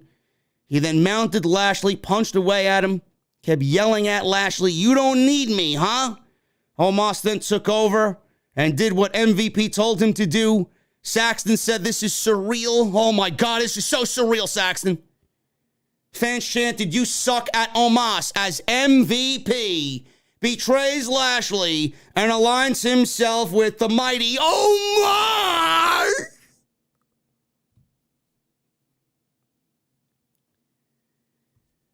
Boy, do I not give a single shit about Omos, man. Holy shit. First of all, I get what they want to do with Bobby Lashley. I get that we need Bobby Lashley now as a babyface, right? He was trending towards being a babyface. I don't know why we couldn't get MVP and Bobby Lashley as a babyface duo. I really don't. Omos has already hit his ceiling in WWE. There's nothing more for Omos to do. He's never going to be a world champion. Nobody will ever believe he's a world champion. Nobody will ever take to him being a world champion. Omos is a type of performer that is a one-trick pony. He's virtually the same thing as the Great Khali was when Great Khali was on WWE television. Great Khali was nothing more than an oversized fucking oaf who didn't know how to wrestle, and everybody's intelligence was insulted by him being on television because he fucking was completely garbage. He was one of the worst professional wrestlers I've ever seen. There's a one-trick pony mentality with these big guys, man. But WWE loves the big guys. They love these fucking oversized fucking Neanderthal giants that don't know a fucking wrist lock from a wristwatch. It's pathetic. Now, I will say this. You want some positivity about this? I'll give you one positive thing. Omos, this may be the best booking decision that WWE has done with Omos since Omos has been on the main roster in this role he's playing. MVP is a great mouthpiece. MVP is going to compliment Omos the right way. Is MVP going to lead Omos to championship gold? I pray to fucking God not. Otherwise, we're in some serious fucking trouble. This is the best booking decision that Omos has gone on to do, or WWE has gone on to do with Omos in WWE. MVP being aligned with him fits, but Omos is going to need more than MVP. Omos is going to need much more than MVP. If you ask me, Omos should be fucking on his way out, Nick Khan style. We'll see how this goes. I don't hold this to be one of those things that I think is going to bode well for WWE Raw. Carmella and Queen Zelina are out there. They're in the ring. They make their entrance. Former tag team champions lost the tag team championships in a fatal four-way at WrestleMania on Sunday in a very lackluster match to Sasha Banks and Naomi, who we saw earlier beat Rhea Ripley and Liv Morgan. Zelina told Carmella that it was her fault that she cost the team the Raw or the women's tag team championships. Zelina said Graves is a fool for marrying her. However, Corey Graves is a very handsome man. Listen, Zelina, I don't know what you're doing, bro, but you're going to get Corey Graves into a lot of trouble with a black mass written all over it. Nobody wants to see that. Do not anger that man. Do not anger Malachi Black. Don't know why things like that have to be said. Carmella yanked the mic away, and she said that she is the most beautiful woman in WWE. Clearly, that is a very subjective thing. She informs Zelina that she wouldn't be one of her bridesmaids anymore when she does finally get married, but she could be one of her flower girls instead. Zelina took offense to this, punched Carmella. Carmella leapt into the lap of Corey Graves to get out of harm's way here from Zelina. Zelina yanked Carmella off of Corey Graves' lap.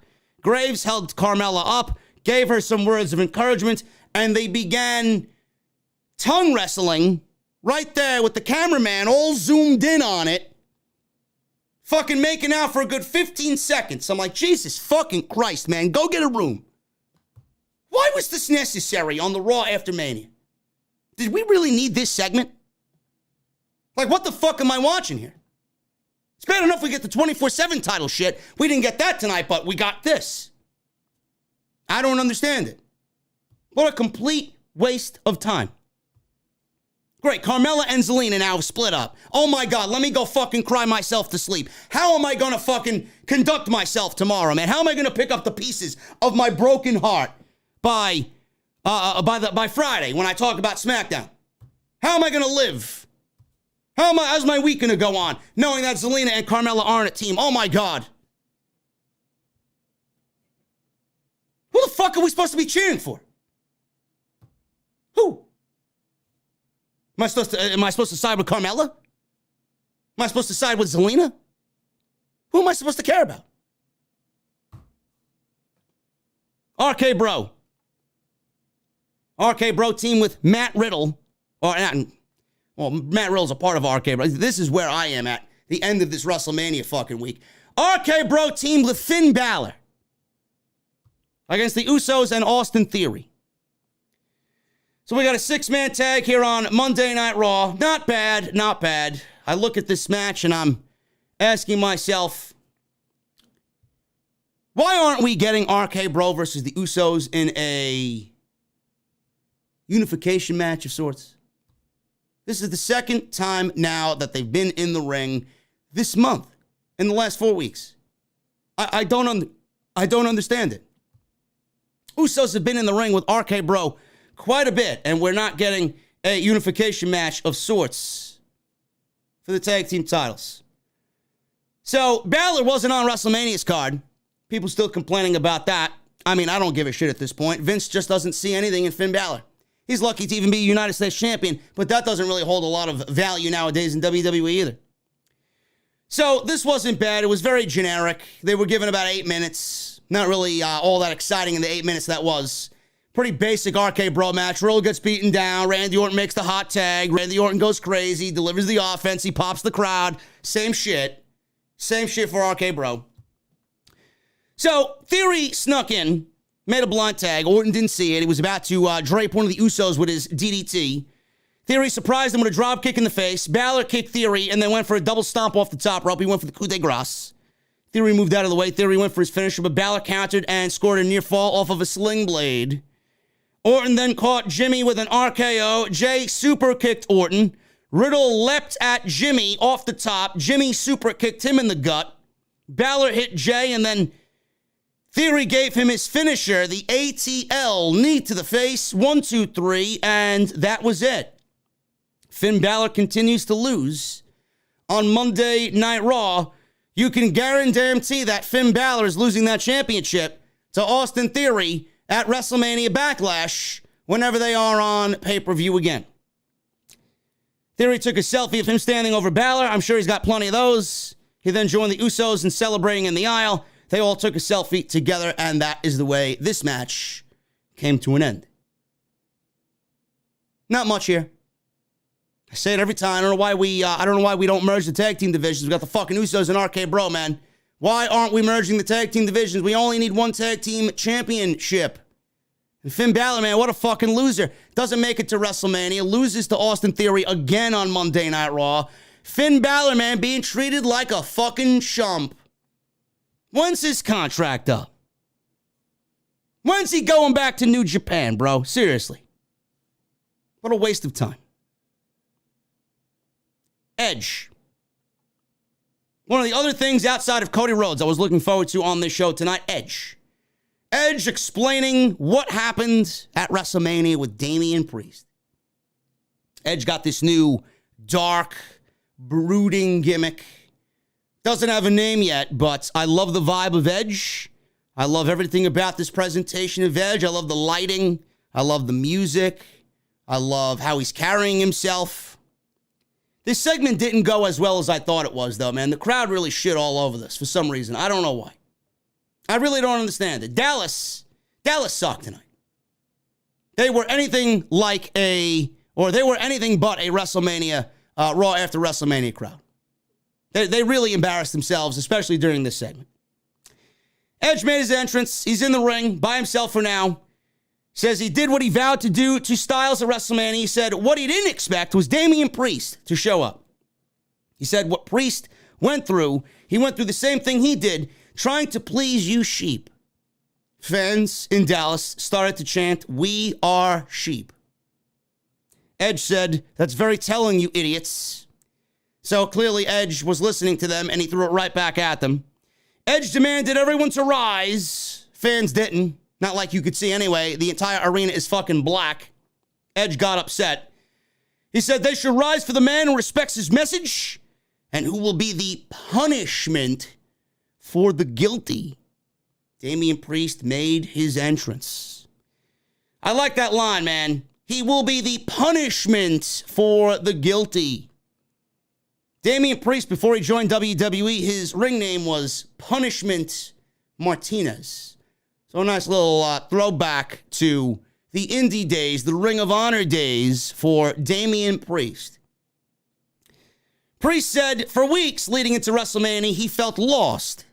You and I, Priest, my boy, Damian Priest, we feel the same way, bro. Every Monday night, I feel lost. I don't know what to do.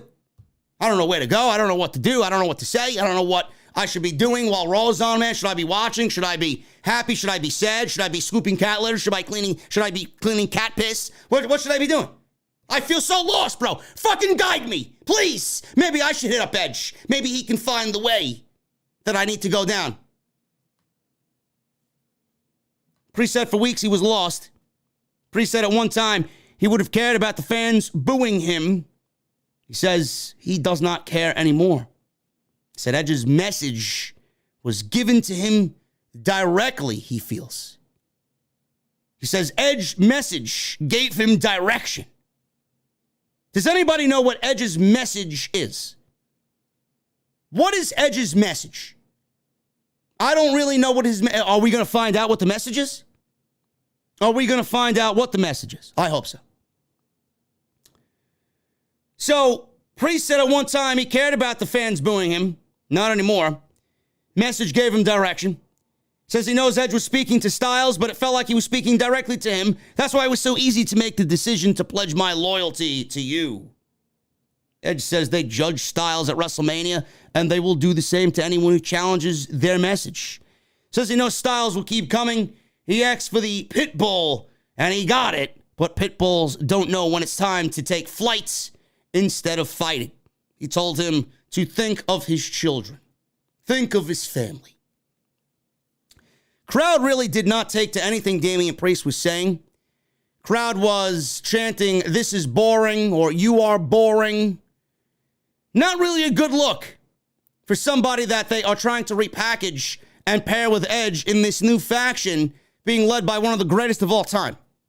Not really a good look for this duo here of Edge and Damian Priest. I don't know what the fuck was wrong with Dallas tonight, but clearly they didn't find any interest in this whatsoever. Brody King, who is in the House of Black with Malachi Black and Buddy Matthews. He went on social media, and apparently the Fox on WWE's account there, the WWE on Fox Twitter account, mentioned something along the lines of, what would you name this group? What would you name this duo? Brody King, he tweeted the Fox WWE account and said, when you order House of Black on wish.com, and he left a link. Clearly, everybody is already getting vibes of a House of Black. Clearly, already people are making the correlations to what AEW is doing with Malachi and his House of Black, with Edge and his new group of people here. I don't know what's going on. I'm going to keep an open mind because it is Edge. And I think Edge is a fucking master of his craft. So let's give it time, please. Let it play out. I hate that. But I'm going to let this one ride itself out. Even with Damian Priest. And I said this on Sunday after the match is over. This could be a make or break situation for Damian Priest. If Priest is not over with this group and with Edge standing next to him, there's no hope for Damian Priest. This is his last chance here. It's just not going well for Damian Priest on the WWE main roster right now, and Vince is solely to blame for that. I think Vince fucked him up. I really do. Styles came to the ring. Priest met him in the aisle. Styles threw him over the ring barricade, attacked Edge in the ring. He threw Edge shoulder first into the ring post twice. He then grabbed two chairs, slid them into the ring. He was going to give him a concerto. Styles placed the chair under Edge's head. Priest came back into the ring and saved Edge from this concerto. He kicked away at Styles. Priest held up Styles for Edge to spear him. WWE officials came down because they were going to concerto Styles, and the WWE officials got this one in order and stopped the further punishment. I don't know where they're going with this, but clearly this is going to be leading to adding more people and more wrestlers to the group. I mentioned Tommaso Champa. There's rumors going around that Tommaso Champa could be the next one to join this group. When we see that, if it is him, I don't know. I think that would be great. I think that would fit like a glove. Champa could bring a lot to the group, especially working alongside Edge. And I said on Sunday, there's correlations there between Champa and Edge because of the neck surgeries that they both had. Same thing.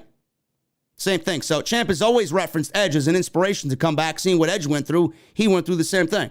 So there could be a similarity there with Tommaso Ciampa joining Edge in this faction with Damian Priest. I mentioned Dominik Dijakovic. I mentioned T-Bar. He could be somebody, if they want to shed this fucking gimmick and give him something else to do and really let him be himself, I think that would work out in that group as well. He's also directionless. There's no direction for Dominik Dijakovic. If anybody feels lost, it's him. What about Rhea Ripley? Rhea Ripley feels lost, doesn't she? Rhea Ripley went from losing the title to Charlotte to teaming with a fucking comic book character in real life, Nikki Trash, and having that be a disaster, then being placed in another tag team with another failure in Liv Morgan. She feels lost. What if Rhea Ripley turns heel and Edge has her find a new direction? I don't know. Could be something that we could see there as well. There are options. It could work out. Will WWE go these different routes to get these lost characters on TV right now some sort of direction in a faction with Edge? I don't know. Are the fans going to take to it? Tonight wasn't a good night. It wasn't a good showing for what they got planned here. But it could also be the Dallas crowd, man. I don't know what the fuck's wrong with Dallas, but maybe next week in Detroit, we see something a little bit different. Maybe they'll respect Edge a little bit more in Detroit. But it seemingly looks like Edge and Styles is not over by a long shot yet. What is Styles going to do? Clearly, he's going to need backup. What is Styles going to do to combat Damian Priest, Edge, and any more potential talent joining Edge's new brood? I don't know. Maybe we see Finn Balor get involved. Maybe we get two Sweet back together. I don't know. So we'll see what happens there. The Street Profits, Montez Ford and Angelo Dawkins versus the Alpha Academy. This was a Texas Tornado match. Went 9 minutes. Same old here. Same tag team match. Nothing new. Montez Ford did a big dive over the turnbuckle like he usually does. Takes everybody out on the outside like he did last night. Alpha Academy took control. Remained in control through a break. Otis grabbed the table. The crowd cheered for the table. Otis gave the crowd what they wanted. They set up Angelo Dawkins for a Vader bomb, but he managed to escape. Chad Gable tried giving Ford a superplex through the table, but Ford pushed him off the top. Dawkins knocked Gable onto the table, and Ford nailed a frog splash through the table for the 1, 2, 3, and the Alpha Academy continue to lose. Street Profits get the win. What does it mean? I don't know. It's the same old shit. And Roman Reigns ended the show. I'm thinking to myself, boy, Roman Reigns is ending the show. There's got to be something coming up at the end of the show, right? Somebody's got to be coming out. Can't just end it on Roman Reigns acknowledging Dallas as the Undisputed Champion, right? Boy, was I wrong. Roman Reigns made his entrance with Paul Heyman. He was wincing in pain when he lifted up his arm, the arm that got fucked up at WrestleMania, but he did lift up his arm. Don't know how badly Roman Reigns is hurt right now. We will not find out how badly Roman Reigns is hurt. WWE does not want you to know Roman Reigns is hurt. That will lead to questions. WWE doesn't want you asking any questions about Roman Reigns. They want you to think Roman Reigns is all right. He just won the Universal and WWE Championships at WrestleMania. They don't want you to think he's hurt at all. If they give you any doubt about Roman Reigns, and Roman Reigns needs to be off of television, WWE is fucked. They are fucked. There's nobody there on SmackDown because they are still operating under brand split rules. If Roman is gone off SmackDown, they have no one. So they're keeping this very tight-lipped. He entered. He's in the ring. He's got both belts with him. He hands both belts to Paul Heyman. Reigns says he knows what they want and why they're here. He said they're going to change things up a little bit. He asked Heyman to explain the Bloodline's success. Heyman explained that the Usos are the longest reigning tag team champions in the history of SmackDown. Says Reigns was in the main event for the largest box office of WrestleMania. He's got receipts to back it up. He said the same thing about WrestleMania, the Royal Rumble, and SummerSlam. Said Reigns was on top of the first $1 billion year for WWE. Thank you, Fox. Thank you, USA. And thank you, Saudi Arabia. Has nothing to do with Roman Reigns. He touted 58% increase of viewership on Peacock compared to last year. Who was on top? Roman Reigns. He then added that he is the single biggest star in sports entertainment. Undisputed. Reigns said the wise man always says what's good for Roman Reigns is good for WWE. He says it's no secret that with him at the head of the table, the $1 billion deals are coming easy. That is because I am the last needle mover. It was at this point I thought somebody was coming out. I don't know who would be coming out, but I thought somebody would be coming out. Clearly nobody came out. He said that happens because he's operating at God mode. Says he is also a man of his word. He said he called his shot at WrestleMania and he delivered. He said he was going to smash Lesnar and he smashed him. He said that's the past and now we are moving on to the future. He said other men would hang their hat on this weekend, but he's never content. I'm a progressive tribal chief and I'm constantly moving forward. So this Friday on SmackDown, I will let everyone know what the next step is. He ended Monday Night Raw after WrestleMania with Dallas telling them to acknowledge him. And that's the way Monday Night Raw went off the air. WWE's not going to let you know Roman Reigns is hurt. To the severity of which he's hurt, they're not going to let you know. I don't know what WWE has planned for Roman Reigns. I've seen a couple of people on social media saying that Roman Reigns should relinquish the titles. No. Roman Reigns is not relinquishing those fucking titles, man. Roman Reigns will be hurt, and he will be holding those championships. That's where WWE needs to come up with a major plan B. A major plan B. Maybe this all leads to WWE ending the brand split. Because they know without Roman Reigns wrestling that they don't have a fucking show. And that if Roman is hurt, ending the brand split might really alleviate that pain. We may see the end of the brand split, not because Roman unified the championships, but because Roman got hurt. And I would like to know how he got hurt and why Lesnar, if this was the move that did it in, the Kimura lock, why it was the Kimura lock of all things that looked to be a shoot fucking Kimura lock. I don't understand it. You know, you guys can praise Brock Lesnar all you want. I'm glad Brock Lesnar's off TV. Everybody was fucking jerking their fucking cocks to Brock Lesnar. Oh my God, Cowboy Brock. Ha ha ha. Cowboy Brock. Yeah, Brock Lesnar's back. He's having the time of his life. Yeah, Brock Lesnar this. Fuck Brock Lesnar. Okay? Brock Lesnar didn't really do anything out of the ordinary but put a cowboy hat on and put fucking flannel on. If anything, Brock Lesnar fucking held up WWE television by the title being on him and not somebody else. I'm tired of this Brock Lesnar needing the world championship bullshit. I hope this is the last time we see that for a very long time, if not ever again. I don't know how he got hurt. You would think that Roman Reigns would be fucking protected at all costs by anybody, especially somebody like Brock Lesnar.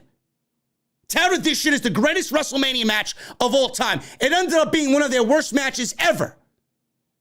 They still have not topped WrestleMania 31. Nowhere close. And that was a baby Roman Reigns. This is the fucking tribal chief. And I'm sorry if I'm being too critical and you enjoyed the match, but the match sucked. The match sucked up until he got hurt, and even if Roman wasn't hurt, the match was still gonna fucking suck anyway. Just because of how we got to where we got with the injury. It's nothing more than spamming finishing moves, man. F5, Superman punch. F5, spear. Superman punch, F5. You fucking serious? German suplex, German suplex, German suplex, suplex city, suplex city. That's what you call a WrestleMania main event? The greatest WrestleMania main event of all time? Johnny Knoxville and Sami Zayn had a better fucking match than Roman Reigns and Brock Lesnar. Let that sink in. Logan Paul had a better fucking performance than Brock Lesnar. Let that sink in. You fucking serious? Roman Reigns' body of work has been fucking tremendous. He brought out a better match from fucking Jey Uso than he did Brock Lesnar. It all comes back to Lesnar, man. Lesnar's lazy. You like your WWE champions to be lazy? I know I don't. Roman Reigns gave you fucking gems with Kevin Owens, Daniel Bryan, Edge, Cesaro, Jey Uso, Rey Mysterio. You name it. You name it. Drew McIntyre. You fucking name it. But he couldn't bring out a great match from Brock Lesnar? Whose fault is that? Give me a fucking break. Match was dog shit. Dog shit. Should be fucking ashamed that they even went on TV tonight and still claimed that it was the greatest WrestleMania match, the biggest WrestleMania match of all time. No, it wasn't. No, it wasn't. Hi, Undertaker and Shawn Michaels would like to fucking ask you a few questions. Ultimate Warrior and Hulk Hogan would like to ask you a few questions. John Cena and The Rock would like to ask you a few questions. Roman Reigns, what is he going to do on Friday? I don't know what the fuck he's going to do on Friday. For all we knew, Drew McIntyre is going to come out there and challenge Roman Reigns for the Universal Championship. While I have my fucking pillow, I'll be falling asleep when that announcement is made. Drew McIntyre is great. Do I think that Drew McIntyre should be the one? Fuck no. You fucking serious? Drew McIntyre ain't beating Roman Reigns. Nobody's beating Roman Reigns. If Cody Rhodes isn't the one to beat Roman Reigns, then I don't want to hear anybody's name being mentioned. WWE's got nobody right now that's even close to being ready on the main roster to beat Roman Reigns. Braun Breaker's certainly not the guy. You want Smiley Braun Breaker to be the guy? You want Gable Steveson, who's already getting rape fucking thrown at him on social media? Yeah, that's going to go over well. WWE, they probably have a ton of questions about Roman Reigns. Ton of questions. Friday, and him announcing what they're going to do on Friday, is going to give WWE Tuesday, Wednesday, Thursday, and all of Friday up until SmackDown to really assess the Roman Reigns injury. I don't know if they even know how injured he really is. So this may be nothing more than them giving themselves time to figure shit out. Do they have a plan? Of course they don't have a fucking plan. Roman Reigns is hurt. And we'll find out on Friday night. At the end of all this was one of the most disappointing. It wasn't as bad as last year. Don't get me wrong. More happened this year because of Cody than anything that they did last year. Last year was fucking garbage. This was no better. This was no better. This was a disappointing show, and I'm right back to where I am, man. I just want this fucking show to be right. I want this show to be good. Right back to where I was, man. The positivity that was on Saturday night, some of the positivity that was on Sunday night, we're right back to the fucking same old shit on Monday night. This show sucks. Where are the people that booked Saturday's show? Those people seem to be having a fucking great time. The people that booked this show clearly didn't have a fucking thing as to what they wanted to do. They didn't have a vision of what they wanted to do.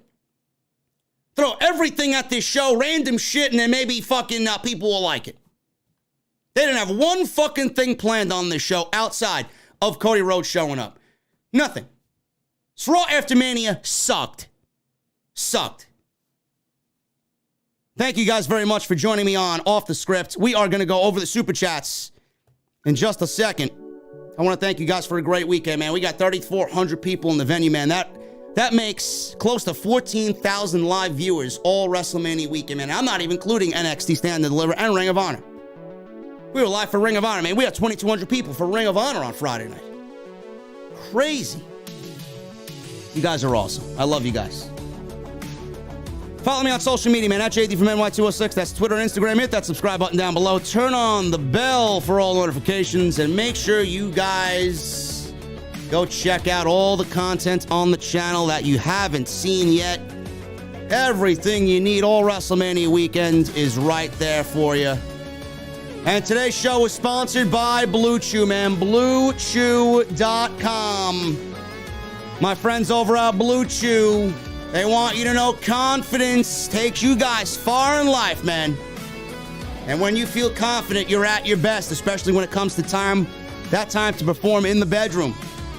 That's where Blue Chew is king, man. Blue Chew is a unique online service that provides the same active ingredients as Viagra and Cialis, but they come in chewable tablets at a fraction of the cost. You can take them anytime, day or night. You guys can plan ahead and be ready when that opportunity arises. The process is very simple, man. You go to BlueChew.com, you consult with one of their online physicians, and once you're approved, you'll receive your prescription within days. And the best part of it is all done online. No doctor's offices, no awkward conversations, no waiting in line at the pharmacy, and Blue Chew's tablets are shipped in the USA, man, direct to your door. Made in the USA, shipped right to you in a very discreet package. I talked about first impressions with Braun Breaker, man. What about those lasting impressions? He ain't gonna make no lasting impressions as the NXT champion, but you know what? You'll make a lasting impression using Blue Chew. BlueChew.com.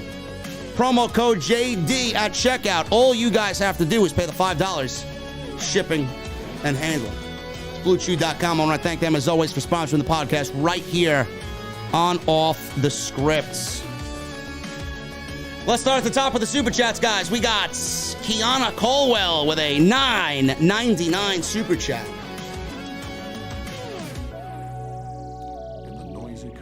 Ronda has been a cringe flop. Another one who's all about herself and the money. Absolutely agree, Kiana. Ronda is a complete waste of time. But the issue with Charlotte Flair is far from over. We're going to see it all on Friday. Because Ronda got fucked over at WrestleMania. Oh joy, oh joy. I can't wait to see a WrestleMania Backlash rematch Ric Flair said that Ronda versus Charlotte was the greatest women's match he's ever seen. Oh, man, Sasha Banks is probably looking at that fucking comment, laughing her ass off, man. Probably in bed with Mikaze last night, fucking laughing her ass off. Jesus fucking Christ, man.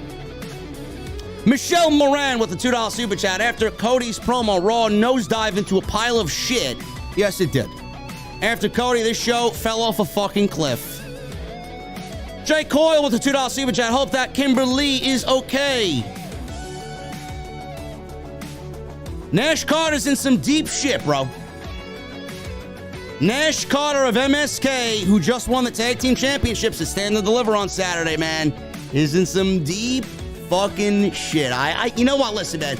She got evidence. She got evidence. But I tell you what, man. Whatever went on between those two, it always comes at the most appropriate time, man. Really. He just won the NXT Tag Team Championships for a second time. And she picked today to unleash hell on social media, man. Go check it out. Go check out her Twitter page, man, Kimberly. I hope all ends well there. I don't know what the fuck's gonna happen to Nash Carter and MSK, man. That's a serious shit right there. That's some serious shit. Lauren Hutton with a $5 super chat. My dream picks for Edge's new faction: Edge, Champa, Priest, Rhea, and Shayna. Feel for Balor. He's always getting pinned. Vince loves Theory. I'm sticking with Rhea and Champa right now. I'm sticking with Rhea and Champa right now. I think they'd fit like a glove there. Jay Jones says she's been changing her story multiple times.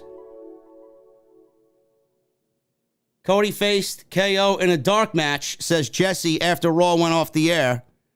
So he left AEW for dark.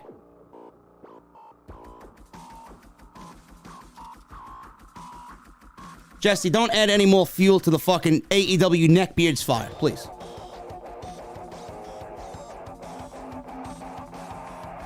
Tony Brown with a $4.99 super chat. Just woke up, JD. Tony Brown, I slept most of the day too, bro. And I'm still tired. But you missed some booty meat on tonight's show, bro. Naomi and Sasha. And in some cases, Rhea Ripley and Liv Morgan. And Bianca. Tyrone Johnson Jr. with a $4.99 super chat. Elias, Ezekiel, Enrique. Kevin Owens is a gem. Kevin Owens is great. Tony Brown, you missed a lot of booty, bro. With another $4.99 super chat. Everybody that you like, bro, is on. DX for life with a $5 Australian Mite super chat. With the attention and headlines that Cody made at WrestleMania, I feel like AEW are going to try and put on a banger this week in response. Bro, Samoa Joe has a live microphone on Wednesday. I think we're fine. I think we're fine. FTR and the Young Bucks, man, are on in the main event for the Ring of Honor World title. I think we're fine. The Undertaker with a $5 super chat. At this point, I can see Roman Reigns winning both mid-card titles. It's not like WWE does anything with them anyway, nor do they care about them. Might as well just give him all the fucking titles. Make Roman into a literal fucking meme. My boy Derek Anawaihi with a 6-month super chat. 6-month VIP. Thank you, brother. Thank you for the recommitment. All I gotta say is I fell in, just woke up, see notification of your podcast. By the way, I'm drinking liquor. Bro, listen, you can't be drinking the fine beverages if you want that Intercontinental title, bro. Aaron King with a $5 super chat. Raw is like a really bad fart. Tuning in at 8 is ripping the fart, and subsequent 3 hours is the lingering stench that just won't go away. Aaron, you really paint a perfect picture there, bro. Holy shit. Stoned Beast becomes a new member. Thank you, Stone Beast. New VIP to OTS. What are you drinking, brother? Vernon F with a $5 super chat. What if Ronda becomes a spokeswoman for NyQuil since she helps with the drowsiness? Bro, you don't need NyQuil with Ronda Rousey around. I'll tell you that much. She'd be the first. She would be the perfect spokesman for Sleepies. She'd be the perfect spokesman for Sleepies, man. She could be selling beds. You walk into Sleepies, imagine seeing Ronda Rousey just standing there selling you a fucking bed, bro. I think that'd be great. Ronda Rousey could be the spokeswoman for NyQuil. She could be the spokeswoman for some lavender or chamomile tea. Something that really helps with you falling asleep at night, right? That'd be great. She certainly has a life after WWE if she wants to pursue one. JD25 with a $1.99 super chat. How soon would you have Cody take down Roman? I let this build as long as I can, man. If it happens, SummerSlam, maybe longer, maybe WrestleMania. Maybe WrestleMania next year.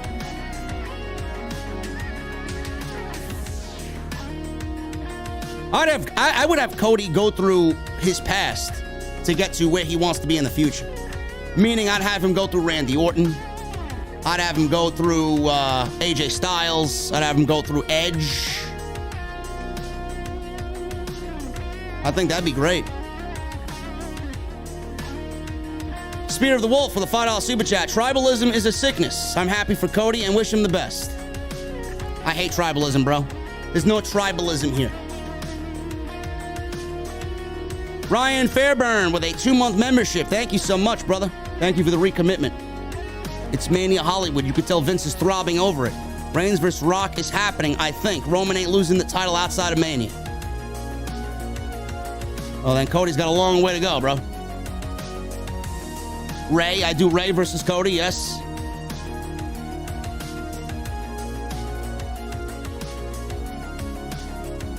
Jack with a $1.99 super chat. Would Rhodes have thrived during the Attitude Era?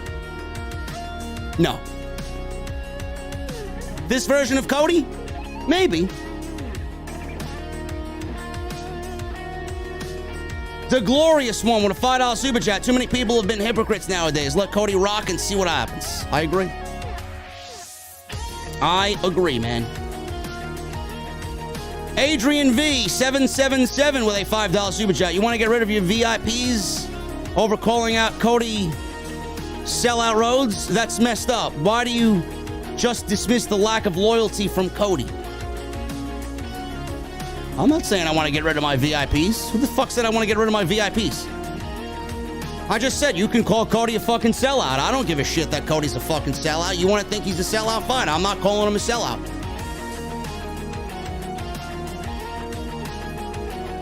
Cody wants to win a world title, which he was not going to do in AEW, in WWE. The more power to him. I never said I am getting rid of my VIPs over calling out Cody and calling him sell. I don't know what the fuck you're talking about, Adrian. You could miss it. When did I say that? D Bastardo with a $2 super chat. Worked your ass off this week. Just want to say thank you. Thank you, Bastardo.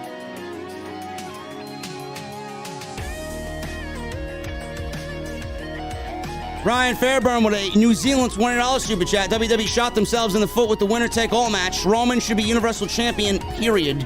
Cody wants the WWE title. Well, that's WrestleMania's title match is sorted already. Rock versus Reigns, Rhodes versus Heel Edge.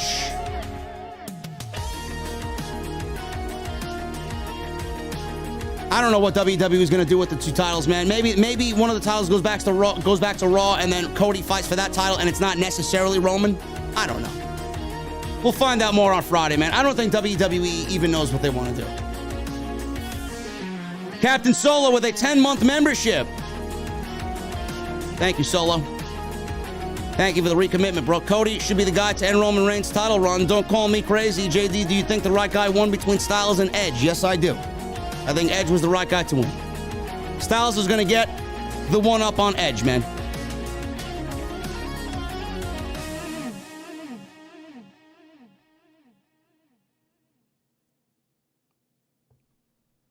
Jay Coyle with a $5 super chat. At Battleground 2013, Cody Rhodes and Goldust gave the Shield their first loss and dethroned them as champs. Now Cody could dethrone Roman again. And you know what? That was a great fucking match. That was a great match. JT Golden with a $1.99. Ezekiel looking like Lord Farquaad from Shrek. And he looks ridiculous, man. Captain Solo with a $2 super chat. Elias' next gimmick will be Future Endeavored. Jairo Gonzalez with a Mexican $50 super chat. Cody vs. Orton will be interesting if they know how to book a good story. The elements are there.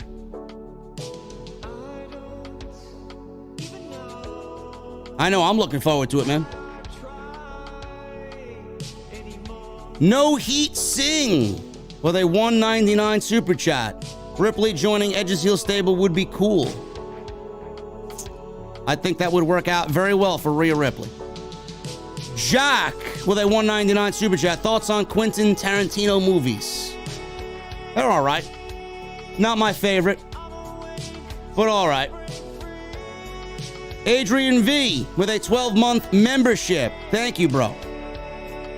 Just saw an interview with Cody. He said it was a, quote, personal thing between he and Tony Khan, and you just want us to be silent about that?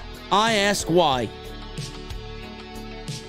I don't know where he said it was a personal thing. He said he has nothing but love for Tony Khan and he wants AEW to thrive. I don't know what the fuck you're talking about, bro.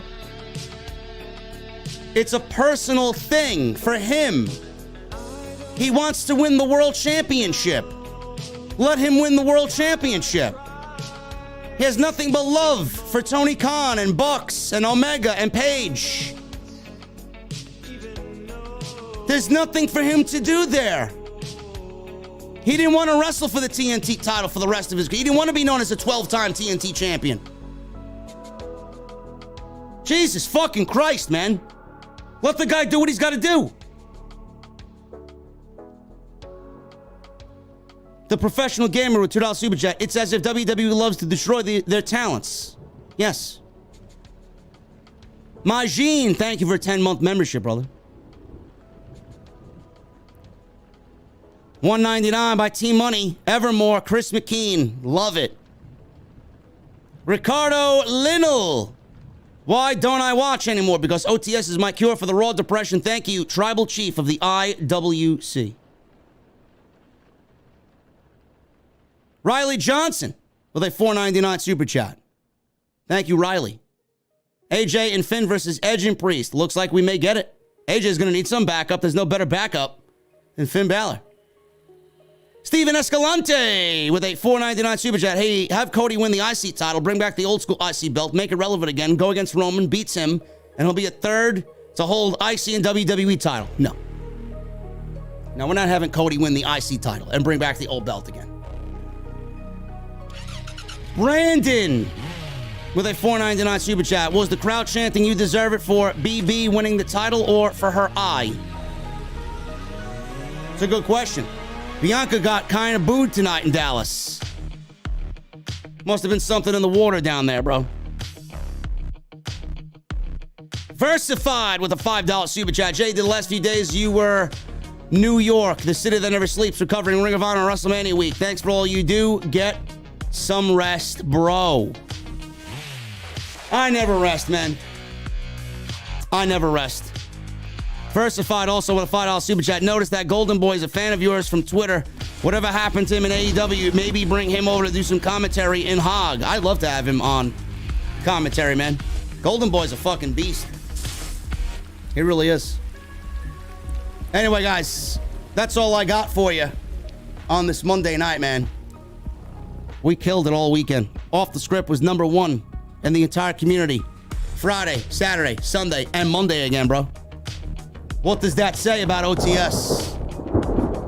It means OTS is undisputed. That's what that fucking means. Anyway, guys, I'll be back live tomorrow night. We'll be live for NXT. Hopefully you guys show up. It's the NXT after WrestleMania, man. We'll see what happens over there. Thank you guys for everything. Thank you for your super chats. Thank you for hanging out, man. 3,400 in the venue. Thank you for those likes. You guys blew the minimum away of 1,000, man. Almost 1,300, man. Hit that like button if you have not done so yet. And make sure you guys check out my sponsor, Blue Chew. BlueChew.com. Code JD at checkout. Guys, I'm getting out of here. I'll see you live tomorrow night for NXT in the venue. I need 2 things from you before I get out of here. Number 1, I need those guitar emojis in the chat. My VIPs, I need those Mustang emojis if you got them. And number 2, when you hear that guitar solo, come on, man, I need that music on max. I'll see you guys tomorrow night for NXT. Until then, guys, thank you for a great WrestleMania weekend. And I'll see you back live in the venue tomorrow night. I'll see you guys later.